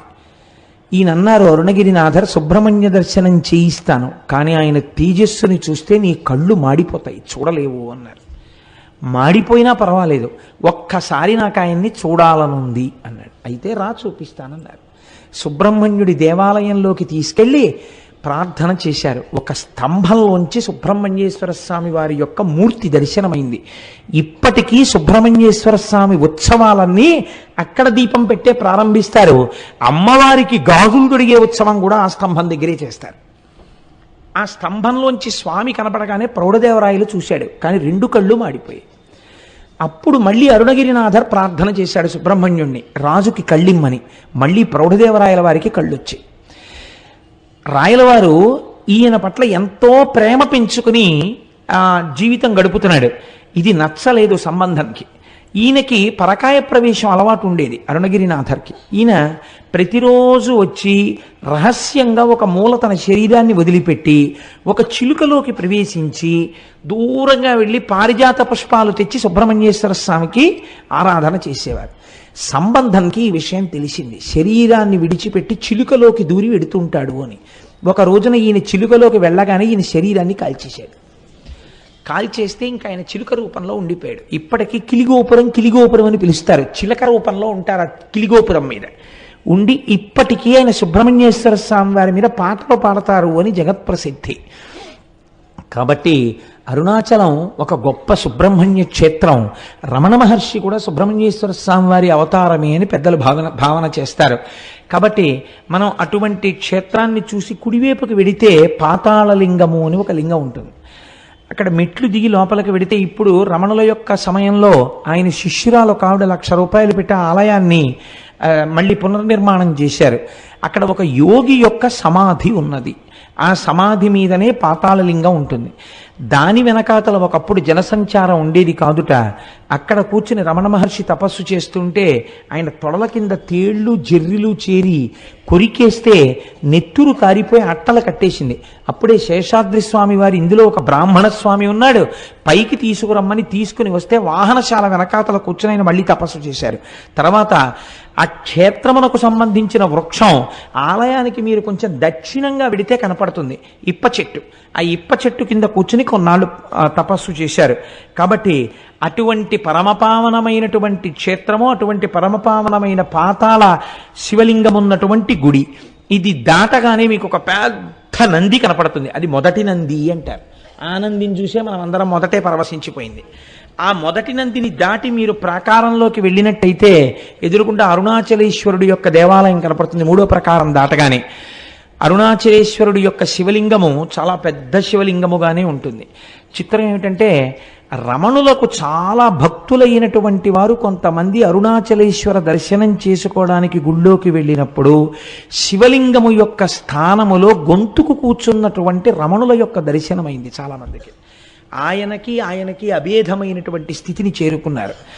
కాబట్టి అటువంటి అరుణగిరీశ్వరుడు అయ్యవారికి ఇటువే పక్కన అపీత కుచాంబ అన్న పేరుతో పార్వతీదేవి ఉంటుంది. సుబ్రహ్మణ్యేశ్వర స్వామి వారికి పాలివ్వడం కూడా మానేసి ఒకానొకనాడు కైలాస పర్వతం మీద కూర్చున్నటువంటి పరమశివుడి యొక్క కన్నులు వెనక నుంచొచ్చి పరిహాసానికి మూసిన కారణం చేత లోకమంతా చీకటి అలుముకుంటే ఎదరా రాక్షస సంహారం అవన్నీ వస్తాయి, అప్పుడు దాని వివరాలు పూర్తిగా విందురు గాని లోకమంతా చీకటి అలుముకుంటే తద్దోష పరిహారార్థమని అమ్మవారు తపస్సు చేసి పచ్చయ్యమ్మన్న పేరుతో ఆ అరుణగిరి యందు వెలసి ఈశాన్యలింగానికి వెళ్ళేటప్పుడు బస్ స్టాండ్కి వచ్చే రెండో వైపు రోడ్లోకి వస్తున్నప్పుడు పచ్చయ్యమ్మని గుడి కనబడుతుంది. అక్కడ అమ్మవారు లక్ష్మీదేవితో సరస్వతీదేవితో ఇంద్రాణితో ఇతరులతో కలిసి ప్రదక్షిణం చేస్తున్నప్పుడు పశ్చిమ దిక్కుకి వచ్చేసరికి పరమశివుడు తన వామార్ధ భాగములోనికి అమ్మవారిని సుబ్రహ్మణ్యుడికి పాలివ్వడం కూడా మాని నా కోసమని వచ్చిన దానివి కాబట్టి నిన్ను అపిత కుచాంబ అని పిలుస్తున్నాను అని ఆ పేరుతో అమ్మవారిని తన శరీరార్థ భాగమునందు స్వీకరించాడు. కాబట్టి అమ్మవారు ఆ పేరుతో అర్చన చేయబడుతుంటుంది. అక్కడ చిత్రం ఏమిటో తెలుసా అండి? కావ్యకంఠ గణపతి ముని ఉమాసహస్రం చెయ్యాలనుకున్నారు. ఉమాసహస్ర రచనకి ముందు ఆయన మొట్టమొదట అరుణాచల ప్రవేశం జరగగానే ఆయనతో వచ్చినటువంటి తమ్ముడు ఒకడున్నాడు. వాడు అన్నయ్యని పట్టుకుని పీక్కు తినేశాడు. రే అన్నయ్య ఆకలేసేస్తోంది, అన్నయ్య ఆకలేసేస్తోంది అని. ఆ రోజు ఏకాదశి తిథి. ఆయన అమ్మవారి గుడికి వెళ్ళారు.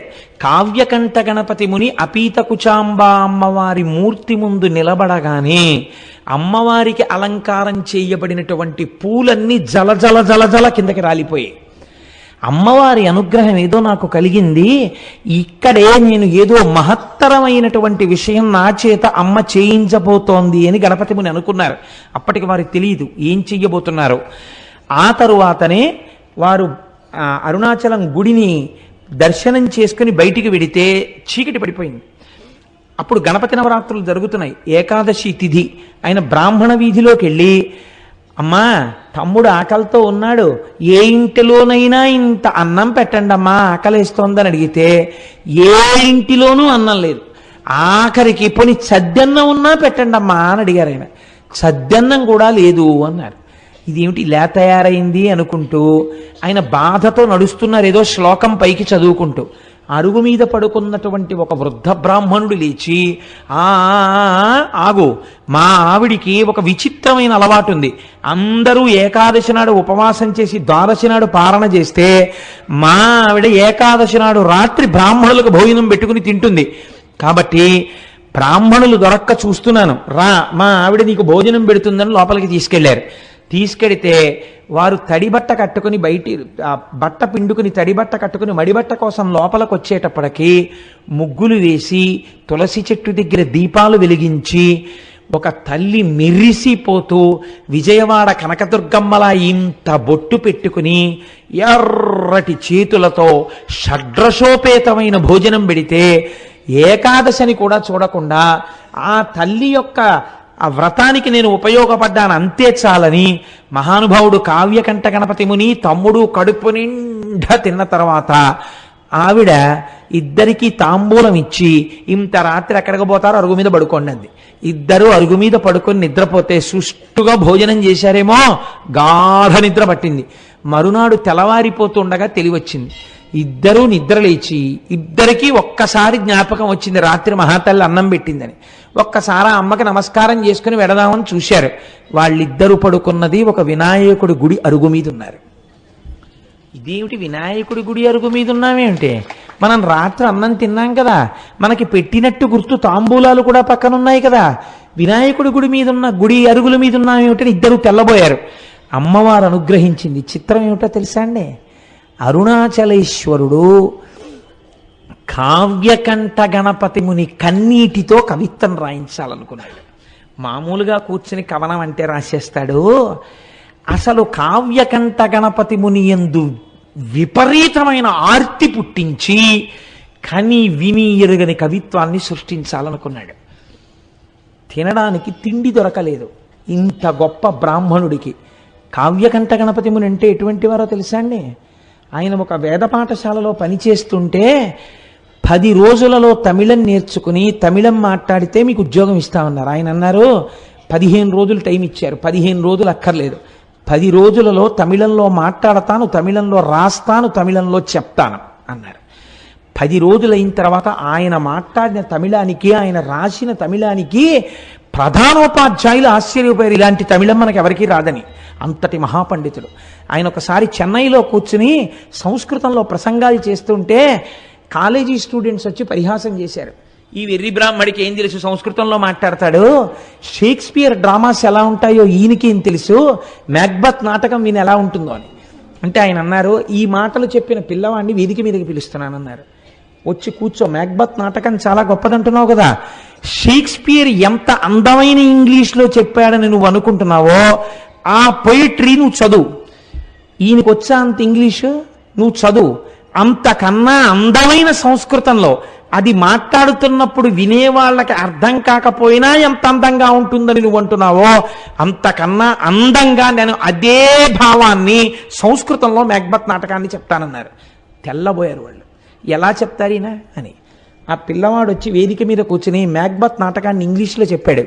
ఇంగ్లీష్లో ఆయన చెప్తుంటే యథాతథంగా అలా వినేసి ఒక చాప్టర్ అయిపోయిన తర్వాత ఆయనకి ఎలా అర్థమయ్యేదో సరస్వతీ కటాక్షం, సంస్కృత భాషలో మ్యాక్బత్ చెప్తుంటే ఆంగ్ల పండితులు కూడా తెల్లబోయారు. అయ్య బాబోయ్, సంస్కృతంలో మ్యాక్బత్ ఇంత అందంగా ఉంటుందా అని. అది కావ్యకంఠ గణపతి అంటే. ఆయన సామాన్యుడు కాడు, సాక్షాత్ వారణాసిలో డుంఠి గణపతి అనుగ్రహం చేత పుట్టినవాడు. వారి చేత అద్భుతమైన కవిత్వం చెప్పించాలనుకున్నారు అరుణాచలేశ్వరుడు. ఎక్కడికి వెళ్ళినా అన్నం పుట్టలేదు. ఆఖరికి ఇళ్ళకెళ్ళి వారాలు అడిగారు, పోని వారానికి ఒక్కరోజు మీ ఇంటికి వస్తాం, భోజనం పెడతారా అని. వారానికి 4 రోజులు దొరికాయి. అది కూడా రోజు విడిచి రోజు రాత్రిళ్ళు భోజనం దొరకలేదు. తమ్ముడు ఆకలో ఆకలో అని ఏడుపు. అరటిపళ్ళు కొనుక్కోరా అని డబ్బివ్వడానికి కానీ లేదు ఆయన దగ్గరే. ఇంత బాధలో ఉంటూ ఆకలి కడుపు మండిపోతుంటే ఈ బాధతో నేను ఎవరినడగనయ్యా, అన్నం లోకానికి అన్నం పెట్టే అన్నపూర్ణ భర్త, ఎందుకు ఇలా బాధ పెడుతున్నావు, నా కడుపుకి అన్నం పెట్టవా అని రోజు ఓ శ్లోకం రాసేవారు ఆయన. రాసి అరుణాచలేశ్వరుడి దేవాలయం ముందు నించుని గట్టిగా శ్లోకం చెప్పేవారు. ఆ శ్లోకం ఎంత గొప్పగా ఉంటుందో వినడానికి తిరువన్నామలైలో ఉన్న సంస్కృత పండితులందరూ వచ్చి కూర్చుని వినేవారు. విని అబ్బాయి ఎలా చెప్తున్నాడు రా ఇలాంటి కవిత్వం అనేవారు.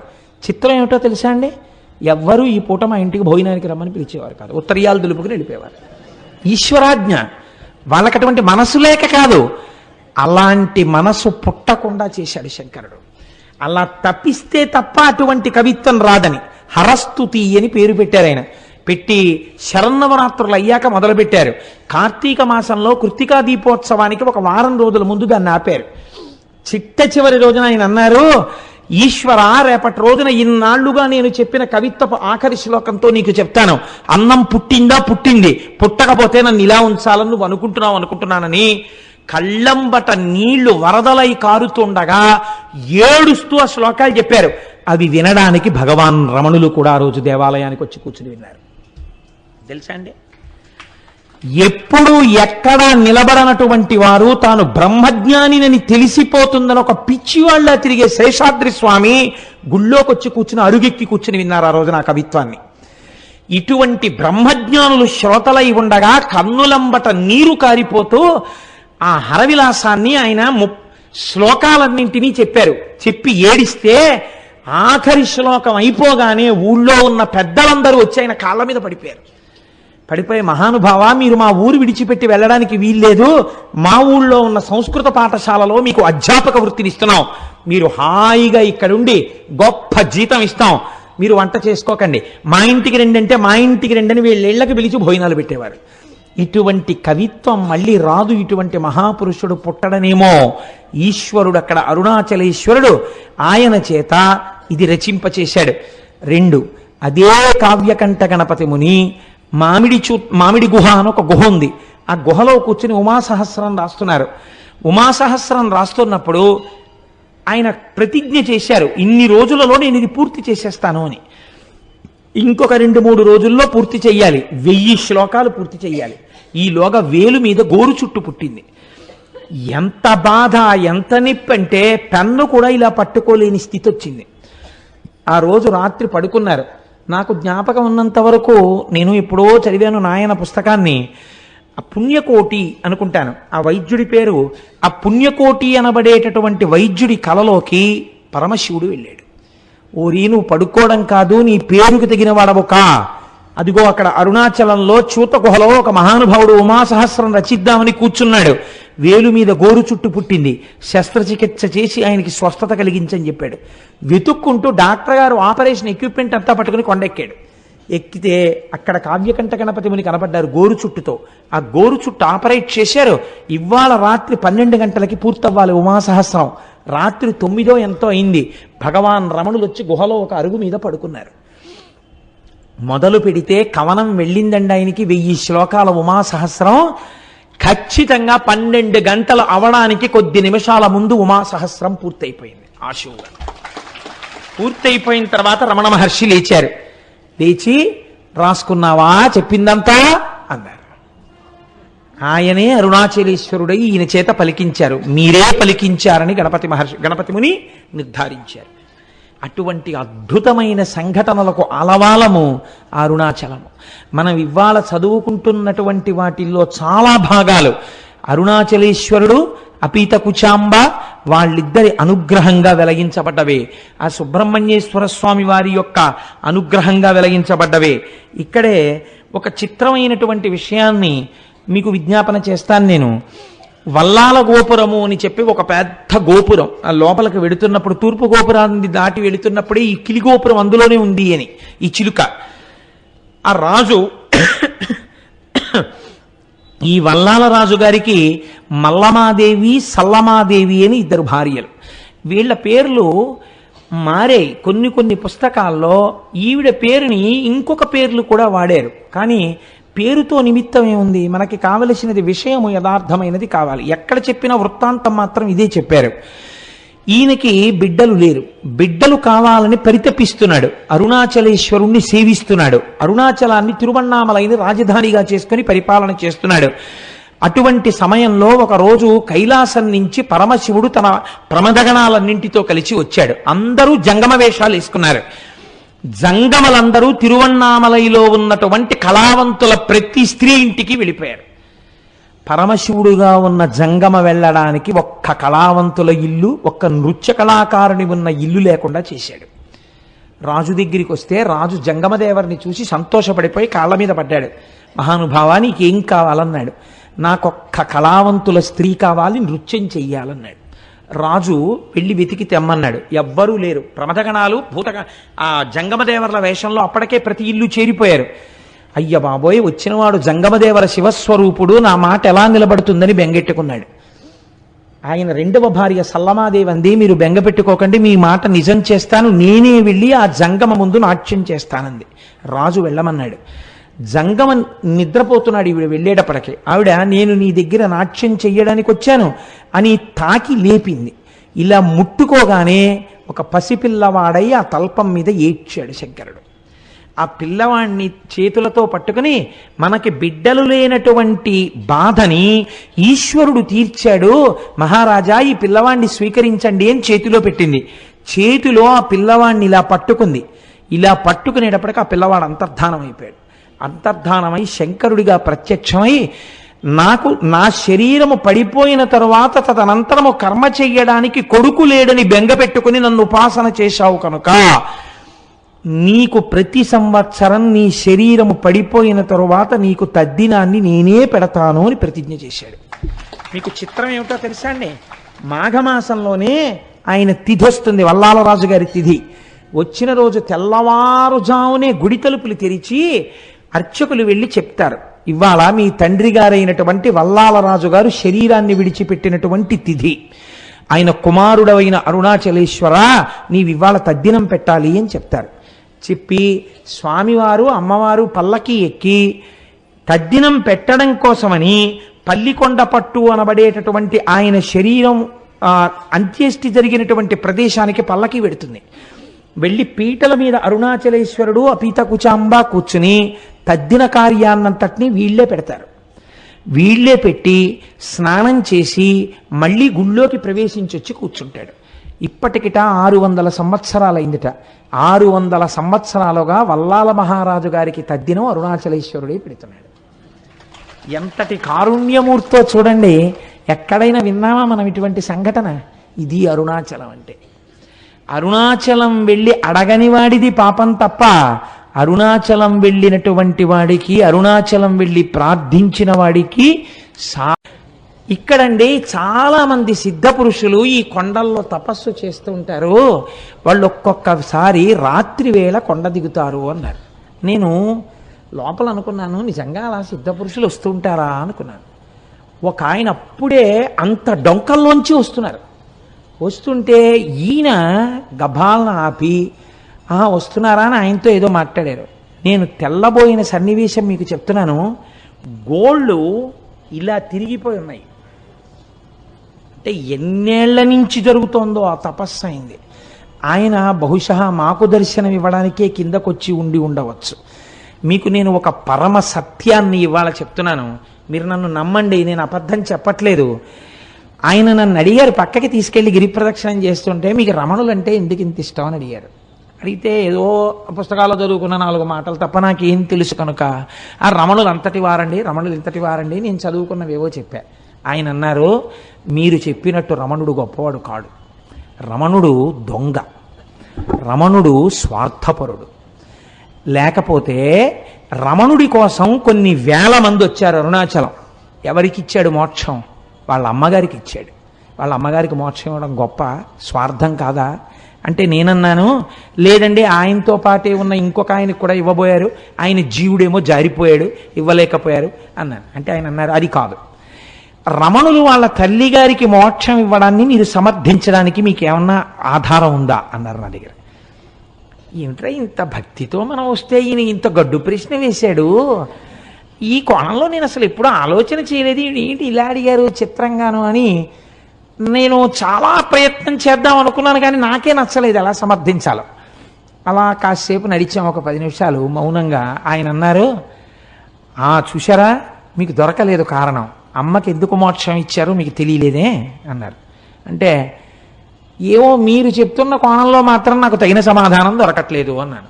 అంటూ నేను అన్నాను అలా ఆయనతో వెడుతూ, ఒకానొకప్పుడు 1950లో ఆయన శరీరం విడిచిపెట్టక ముందు ఇలా తిరుగుతున్నప్పుడు ఆయనతో పాటు వెళ్ళిన వాళ్ళు ధన్యులు, వాళ్ళు ఎంత గొప్పగా ఆయనతో పాటు కలిసి వెళ్ళుంటారో, ఆయన కొండ దిగుతున్నప్పుడు చూస్తూ ఉండుంటారో అన్నాను.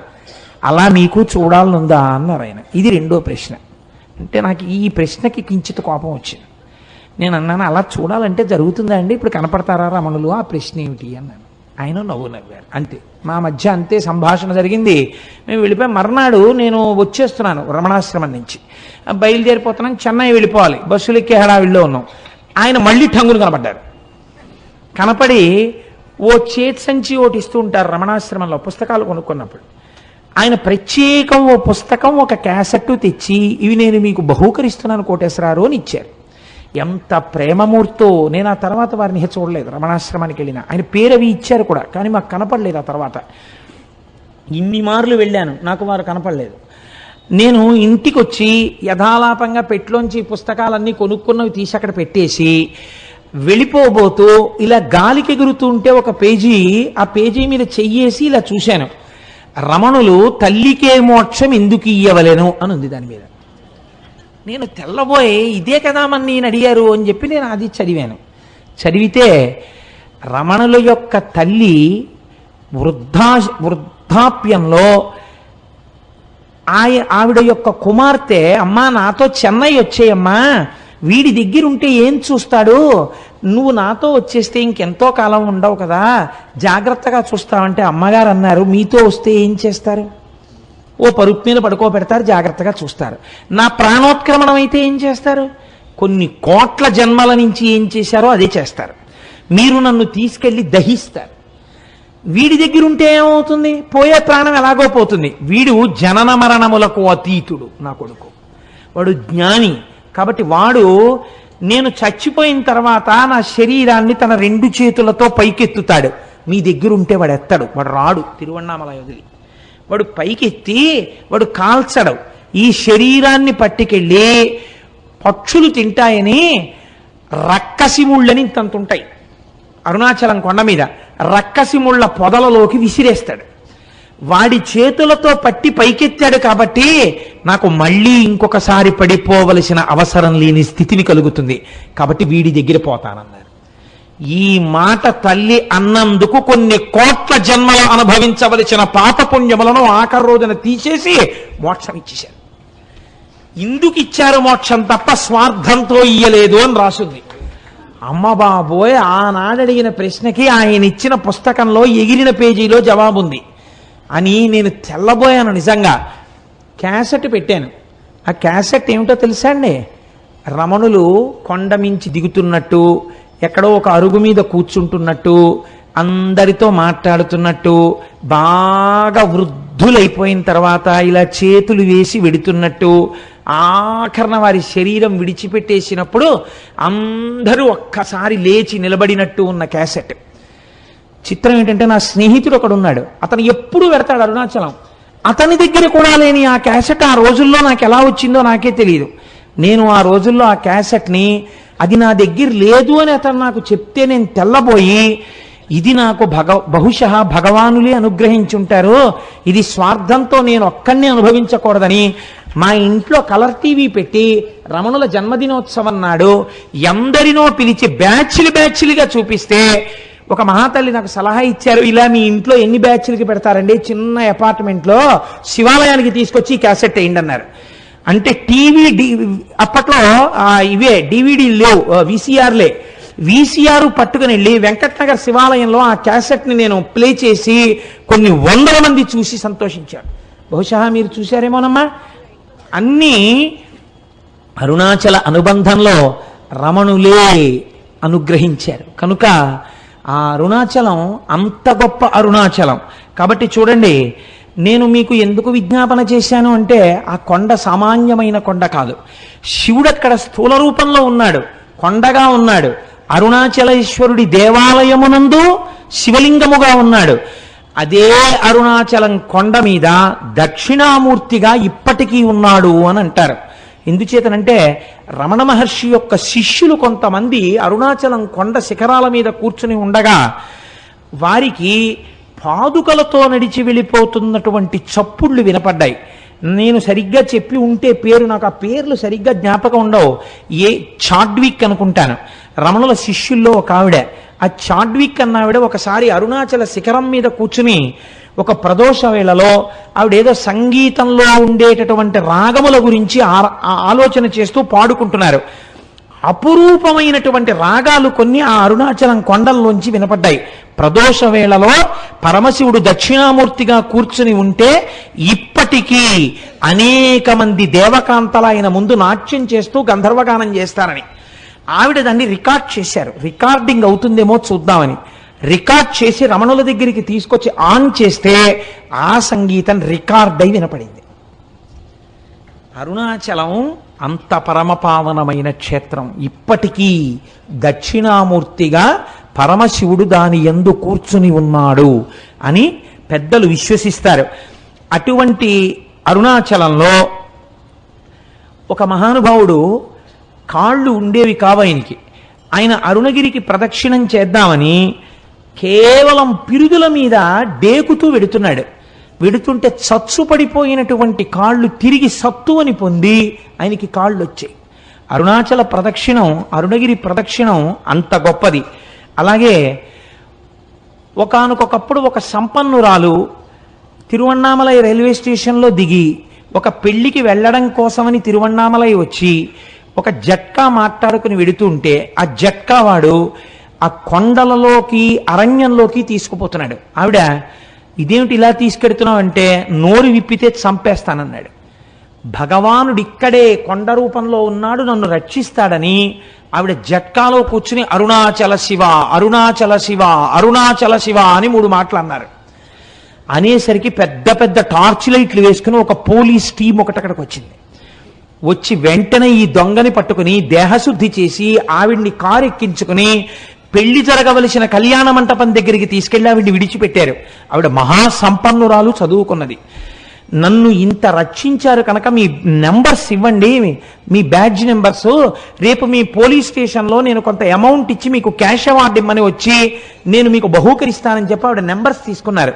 తీసుకున్న రాత్రి పెళ్లికి అటెండ్ అయ్యి మర్నాడు తన బంధువులతో కలిసి పోలీస్ స్టేషన్కి వెళ్ళి, నిన్న రాత్రి నన్ను కొంతమంది పోలీసులు రక్షించారు, వాళ్ళ నెంబర్లు ఇవి, వాళ్ళకి క్యాష్ అవార్డు ఇవ్వండి అని చెప్పి ఆవిడ ఇస్తే, తమిళనాడు పోలీసు సర్వీస్లో ఈ నెంబర్లు ఉన్న పోలీసులు లేరమ్మా, ఈ నెంబర్లు లేవని చెప్పారు. పరమశివుడే ఆ రూపంతో వచ్చి ఆవిడ్ని రక్షించాడు ఆ రోజున. అలాగే ఎంతమందికో మహానుభావుడు ఒకానొక సమయంలో ఒక ఆంగ్లేయుడు, ఆయన బూటు లేకపోతే అడుగు తీసి అడుగు వెయ్యలేడు. అటువంటి వాడు బూట్లతో ప్రదక్షిణం చేద్దామని వెడుతుంటే బూటు చిరిగిపోయింది. కటిక చీకటి, బూటు కుట్టేవాడు లేడు. కుట్టేవాడు లేక నేను ఎలా రక్షింపబడతానని భగవాన్ రమణులు చెప్తుంటారు. అరుణాచల ఈశ్వరుడే కాపాడుతుంటాడని అరుణాచల శివ అరుణాచల శివ అరుణాచల శివ అంటూ నించున్నారు. ఎక్కడి నుంచి వచ్చాడో అంతలో చెప్పులు కుట్టేవాడు వచ్చి, అయ్యా మీ బూటు కుట్టనా అండి అని కుట్టేసి ఆయన అలా ఉండిపోయాడు. అంతే, ఆ అరణ్యంలోంచి అరుణాచలంలోకి వెళ్ళిపోయాడు. ఆయన బూట్లు కుట్టి వెళ్ళాడు, ఆ బూట్లతో ఆయన గిరి ప్రదక్షిణం చేశాడు. ఇలా ఎంతమందో ఎన్ని రకాలుగానో ఆ అరుణాచల గిరి ప్రదక్షిణంలో అనుభూతులను పొందారు. నేనైతే మీకు ఒకటి మనవి చేస్తాను. ఇప్పటికీ అరుణాచలంలో మనకు ఒక ఆశ్చర్యమైన సంఘటన కనపడుతుంది. మీకు ఏ దేవాలయంలో ఎవ్వరూ కూడా 5 పైసలు వెయ్యండి అని అడగారు. నాకు ఇప్పటికీ చాలా ఆశ్చర్యంగా ఉంటుంది. 150 మంది వెళ్ళామనుకోండి, సాధారణంగా వాళ్ళు ఏమనుకుంటారు, 150 మంది వచ్చారు మీ గోత్రనామాలు చెప్పండి అనాలి. వాళ్ళు అనరు. వాళ్ళు మీరు పళ్ళెల్లో ఏం వేస్తారని అడగారు. వాళ్ళందరికీ చేతిలో చిటికిడి చిటికిడి చిటికిడి చిటికిడి విభూతి పెట్టేస్తారు. నమస్కారం పెట్టుకుని వెళ్ళిపోతుంటే, ఇదేంటి వీళ్ళు అసాధ్యం కోలా ఇంతమంది వచ్చారో రూపాయి లేదని వాళ్ళు అనరు.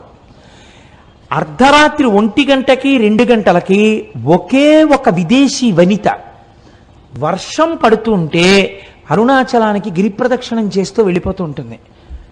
ఎవరండి? హిందూ మతస్థులు కారు, విదేశాల నుంచి వచ్చినటువంటి ఎందరో వనితలు, నిండు యవ్వనంలో ఉన్న వాళ్ళు వర్షధారలలో తడిసిపోయిన బట్టలతో ఒక్కరే గిరి ప్రదక్షిణం చేస్తుంటారు. వాళ్ళని చెనకిన వారు కానీ, వాళ్ళ వెనక పడ్డవారు కానీ, వాళ్ళతో పరిహాసమాడిన వాళ్ళు కానీ మీకు గిరి ప్రదక్షిణంలో కనపడరు. నేను ఒకసారి చూసి తెల్లబోయాను. మీకు ఒక విచిత్రమైన విషయం చెప్పనండి. ఆ పిల్లవాడి తల్లిదండ్రులు కానీ వాళ్ళెవరూ నాకు ఇప్పుడు జ్ఞాపకంలో లేరు. నాకు ఒక 2 సంవత్సరాల క్రితం ఆ కుటుంబం వాళ్ళు నా దగ్గరికి తరచూ వస్తుండేవారు. నేను ఉపన్యాసాలు కాకినాడలో చెప్తుంటుంటే ఇంజనీరింగ్ చదువుకుంటున్న పిల్లవాడు అతను, అప్పుడు 2nd ఇయర్ చదువుతుండేవాడు. నేను తరచూ చంద్రశేఖర పరమాచార్య స్వామి వారి గురించి చెప్తుంటే అతను నా దగ్గరికి వచ్చి అడిగాడు, నేను మీ ఉపన్యాసాలు విని కించిత్ ప్రేరణ పొందానండి, నేను మీకు చంద్రశేఖర పరమాచార్య స్వామి వారిని గీసి ఇవ్వాలనుకుంటున్నాను, ఎటువంటి చంద్రశేఖరులు మీకు కావాలని అడిగాడు. నేను ఆ పిల్లవాడు అడిగినటువంటి ప్రశ్న విధానానికి ఆశ్చర్యపోయాను. అంటే నేను ఎలాంటి చంద్రశేఖర పరమాచార్య స్వామిని వారిని కోరితే అలాంటి పరమాచార్యుల వారిని గీయగలవా అన్నాను. గీస్తాను అన్నాడు. నేను తెల్లబోయాను. పరమాచార్యుల వారి ఆచమనం చేసే విధానం చాలా ఆశ్చర్యంగా ఉంటుంది.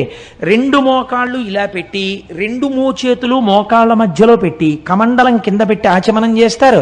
ఏది అలాంటి బొమ్మ గీయన్నాను. మీరు నమ్ముతారా? అతను ఒక వైట్ కార్డుబోర్డు మీద పెన్సిల్తో చక్ చక్ చక్ చక్ చక్ చక్ గీసాడు. అది గీసేసి నాకు బహూకరించాడు, పేరు రాసి. నేను తెల్లబోయి అది ఫోటో కట్టించుకుని ఇంట్లో పెట్టుకుంటే ఇప్పుడు సుబ్రహ్మణ్యోత్సవాలకి రాబోతున్నటువంటి స్వరూపానందేంద్ర సరస్వతి స్వామి వారు భిక్షకి మా ఇంటికి వచ్చారు. ఆయన వస్తూనే తిన్నగా ఫోటో దగ్గరికి వెళ్ళి ఎక్కడిది నీకని అడిగారు. అడిగితే నాకు ఒక ఇంజనీరింగ్ స్టూడెంట్ గీశాడండి అన్నాను. నువ్వు ఏమనుకోకపోతే ఇది నాకు ఇచ్చేయగలవా అని అడిగారు. తప్పకుండా తీసుకోండి స్వామి అన్నాను. ఆయన వెంటనే తీసుకుని కళ్ళకద్దుకుని తన పరివారానికి ఇచ్చి ఇది మన పీఠానికి చేర్చండి అని ఇచ్చారు. ఆ పిల్లవాడు అరుణాచలం వెళ్ళి నాకు ఫోన్ చేశాడు, నేను అరుణాచలం వచ్చానండి గిరి ప్రదక్షిణం చేయడానికి కోటేశ్వరారు, ప్రారంభం చేస్తున్నానండి అని. ఆ తర్వాత ఒక 4 రోజులు పోయిన తర్వాత నా దగ్గరికి ప్రసాదం పట్టుకుని వచ్చాడు. అతను ఎప్పుడు వెళ్ళాడు గిరి ప్రదక్షిణానికి? మంచి రోహిణీ కార్తెలో వెళ్ళాడు.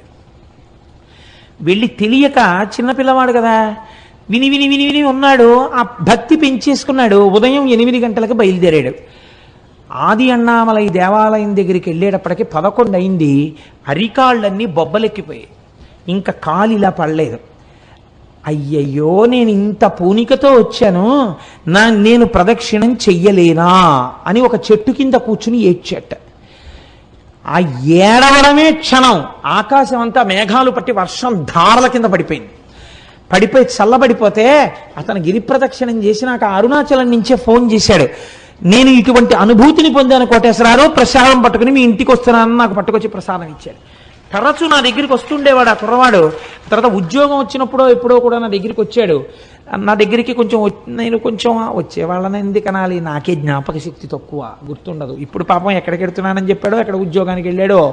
కానీ ఆ పిల్లవాడు ఈ పరమ పవిత్రమైన ఉపన్యాసంలో స్మరింపబడడం చేత అతని జీవితం ఈశ్వరుడి చేత చక్కగా రక్షింపబడుతుంది.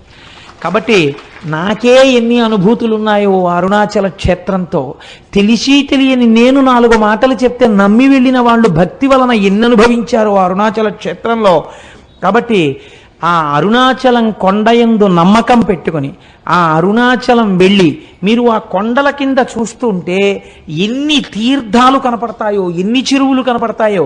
చిత్రం ఏమిటో తెలుసా అండి, అరుణాచలానికి ఏకకాలమనందు ప్రదక్షిణం చేస్తారు. ఒకటి మనుష్యులు చేసేటప్పుడు ఎడం పక్క నుంచి తిరుగుతారు, దేవతలు కుడి పక్క నుంచి వస్తారు. అందుకే వాళ్ళకి అడ్డెళ్ళకూడదని చెప్పి అటు వెళ్ళొద్దంటారు కుడి పక్కకి.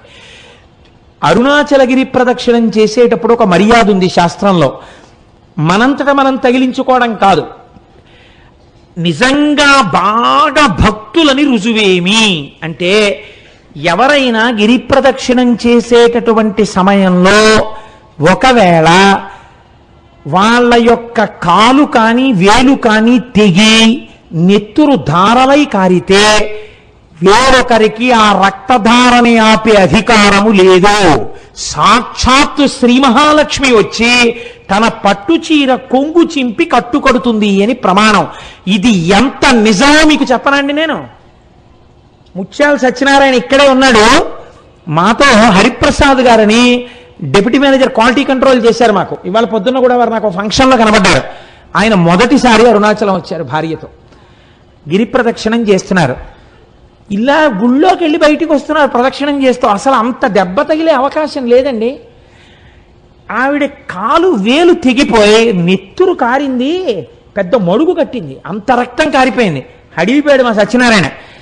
ఇప్పటికీ నాతో మొన్న కూడా అన్నారు హరిప్రసాద్ గారు, నేను ఆశ్చర్యపోయేది కోటేశ్వరరావు, నేను ఎంత ప్రయత్నించాగని రక్తధార ఎక్కడి నుంచి వచ్చిందోనయ్యా. ఓ పెద్ద ఆవిడ కొండలోంచి పరుగున వచ్చింది, వచ్చి ఉండవయా అని గబక్క లోపలికెళ్ళి 4 ఆకులు తీసుకొచ్చి పిండిందిలాగా, పిండగానే రక్తం కట్టేసింది. ఆవిడ కొంగు చింపి కట్టు కట్టిందయా. ఎంత ఆశ్చర్యం. డాక్టర్ దగ్గరికి తీసుకెళ్తే కలేరు తగ్గిపోతుందని కుట్లు వేసాడు, తగ్గిపోయింది. ఎంత చిత్రం అన్నారు.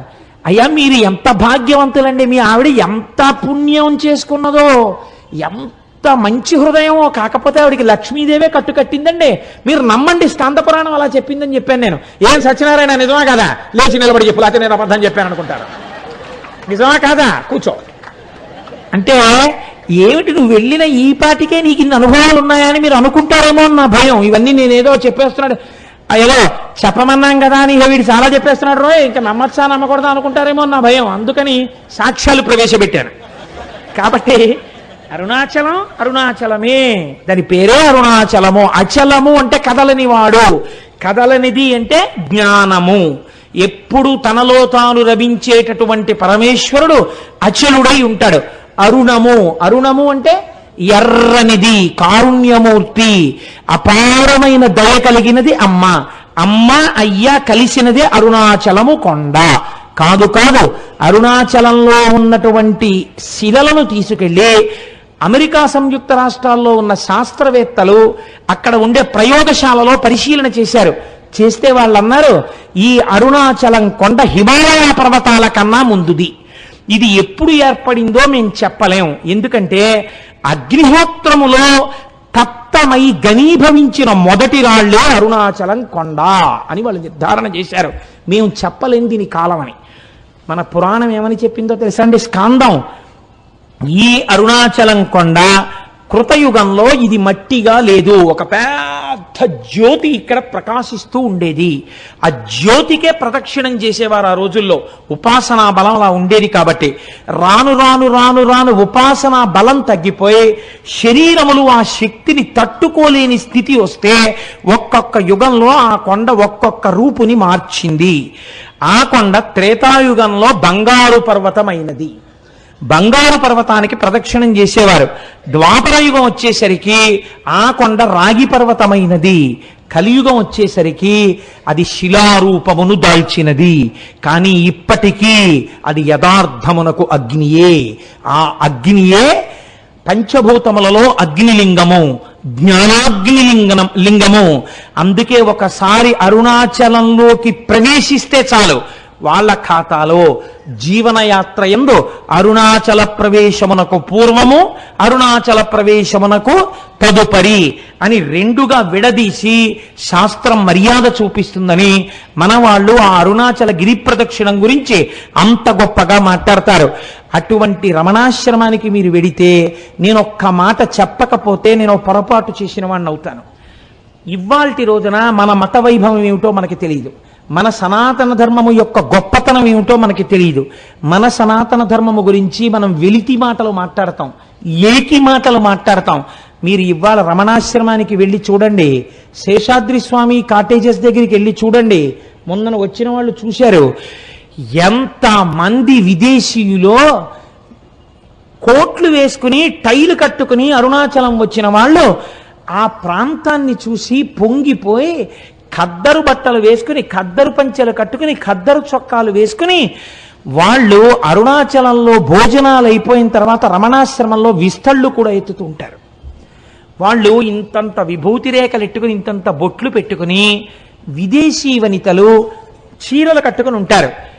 కట్టుకుని వాళ్ళు అక్కడ కూర్చుని సంస్కృతంలో ఉన్నటువంటి శ్లోకాల్ని ఇంగ్లీష్లో రాసుకుని అందరి దగ్గర తెలుసుకుని ఉచ్చారణ నేర్చుకుని చక్కగా వాళ్ళు నిజంగా శ్లోకాలు చదువుతుంటే అసలు ఏమి సాధనరా అనిపిస్తుంది. మీకు నేను ఒక సంఘటన చెప్తాను. నేను ఒకసారి అరుణాచలం వెళ్ళినప్పుడు బాగా తెల్లవారుజామున కొండల మీదకెడితే బాగా తపస్సులో కొన్ని సంవత్సరాల నుంచి ఉన్నటువంటి వాళ్ళ గుహల దగ్గర పాలు పిట్టొచ్చే వాళ్ళు కనపడతారు అని చెప్పారు. అప్పట్లో నేను మా పినమామ గారితో ఎక్కువ వెడుతుండేవాడిని. ఆయన్ని తీసుకుని కొండ మీదకి వెళ్ళాను. అయితే ఇంకా చీకటి విడవలేదు. అప్పటికే ఒక ఫారినరు, ఒక ఫారిన్ లేడీ, దేవర్ యంగ్ కపుల్, వాళ్ళిద్దరు దిగొస్తున్నారు. దిగొస్తుంటే మా పినమామ గారికి గబగబా వెళ్ళి, కొంచెం దూకుడు మనస్తత్వం ఉన్నవారు, సంతోషం ఎక్కువ ఉన్నవారు, ఆ వాళ్ళ దగ్గరికి వెళ్ళి వాళ్ళని సంతోషంగా మీరు ఎక్కడికి వెళ్ళి వస్తున్నారు అని అడిగారు. అడిగితే ఆవిడంది, ఇక్కడ నేను బాగా దూరంగా కనపడేటటువంటి ఆ గుహలో ఒక యోగి తపస్సు చేస్తున్నాడు, కేవలముగా అస్థిపంజరం ఎలా ఉంటుందో అంత శుష్కించిపోయాడు. కన్నంలోంచి మాత్రమే చూడమని పాలాయన చెప్పాడు నాకు. నేను కన్నంలోంచి చూశాను, కానీ నాకు ఆయన శరీరంలోంచి కొన్ని వేల వోల్ట్ల బల్బు వెలుగుతున్నట్లు కాంతితో నాకు దర్శనమైంది. ఇతను అక్కడ పాల కుండ ఒకటి పెట్టి వస్తుంటాడు ఒక పిడతతోటి. మరునాడు వెళ్ళేటప్పటికి తాగి ఖాళీ పిడత ఉంటుంది, తాగకపోతే ఇంకొక పాల పిడత పెట్టి వచ్చేస్తుంటాడు. అటువంటి తపశ్శక్తితో ఉన్న మహాపురుషుణ్ణి చూశాను అంది ఆవిడ.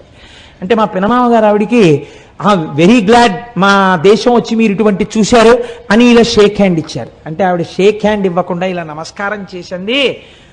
You are really great that you have born in a country like India. You are saying that you are staying in Kakinada.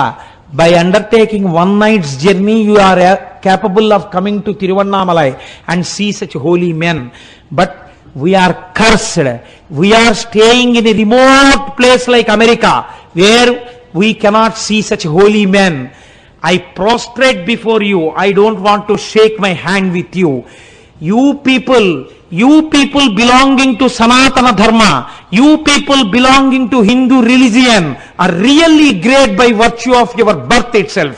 We prostrate before you. అన్న దంపతులు ఇద్దరు సాష్టాంగ నమస్కారం చేశారు. కేవలం సనాతన ధర్మంలో మనం పుట్టినందుకు, పుట్టలేకపోయామని ఏడ్చి వాళ్ళు సాష్టాంగ నమస్కారం చేశారు. ఇటువంటి అమృత భాండం, ఇటువంటి ఐశ్వర్యవంతమైన ఇంట పుట్టి అడుక్కు తిన్నవాడు ఎంతటి అయోగ్యుడో, ఇటువంటి సనాతన ధర్మంలో పుట్టి దీని మీద విలితి ప్రసంగాలు చేసేవాళ్ళు అంతటి అవివేకులు. అంతటి గొప్ప అరుణాచలం. ఒక్కసారి ఆ నామాన్ని స్మరిస్తే చాలు, ఒకసారి గిరి ప్రదక్షిణం చేస్తే చాలు, ఒక్కసారి ఆ రమణుల ఆశ్రమంలోకి వెడితే చాలు, అరుణాచలేశ్వర దర్శనం చేస్తే చాలు. నిజానికి ఈ అరుణాచలం గురించి నాకు ఒక 10 రోజులు ప్రసంగం చెయ్యాలనుంది. కానీ శివమహాపురాణం టాపిక్ అయినప్పుడు అంతా నేను వెళ్ళకూడదని ఇవాళ త్రయోదశి తిథి నాడి ప్రదోష వేళ అరుణాచలం గురించి మాట్లాడాలి అని ఇవాళ అరుణాచలం గురించి మాట్లాడాను. రేపటి రోజున భగవాన్ రమణుల గురించి మాట్లాడతాను. ఇవాళ మనం ఇంత చక్కటి విషయాన్ని విని ఉన్నాం కాబట్టి మన అందరికీ ఆ ఈశ్వరానుగ్రహము కలుగుట కొరకై నేనంటాను, మీరనండి. ఒక్క 3 మార్లు ఆ నామం చెప్పి మనం బయలుదేరదాం. అరుణాచల శివ అరుణాచల శివ అరుణాచల శివ అరుణ శివ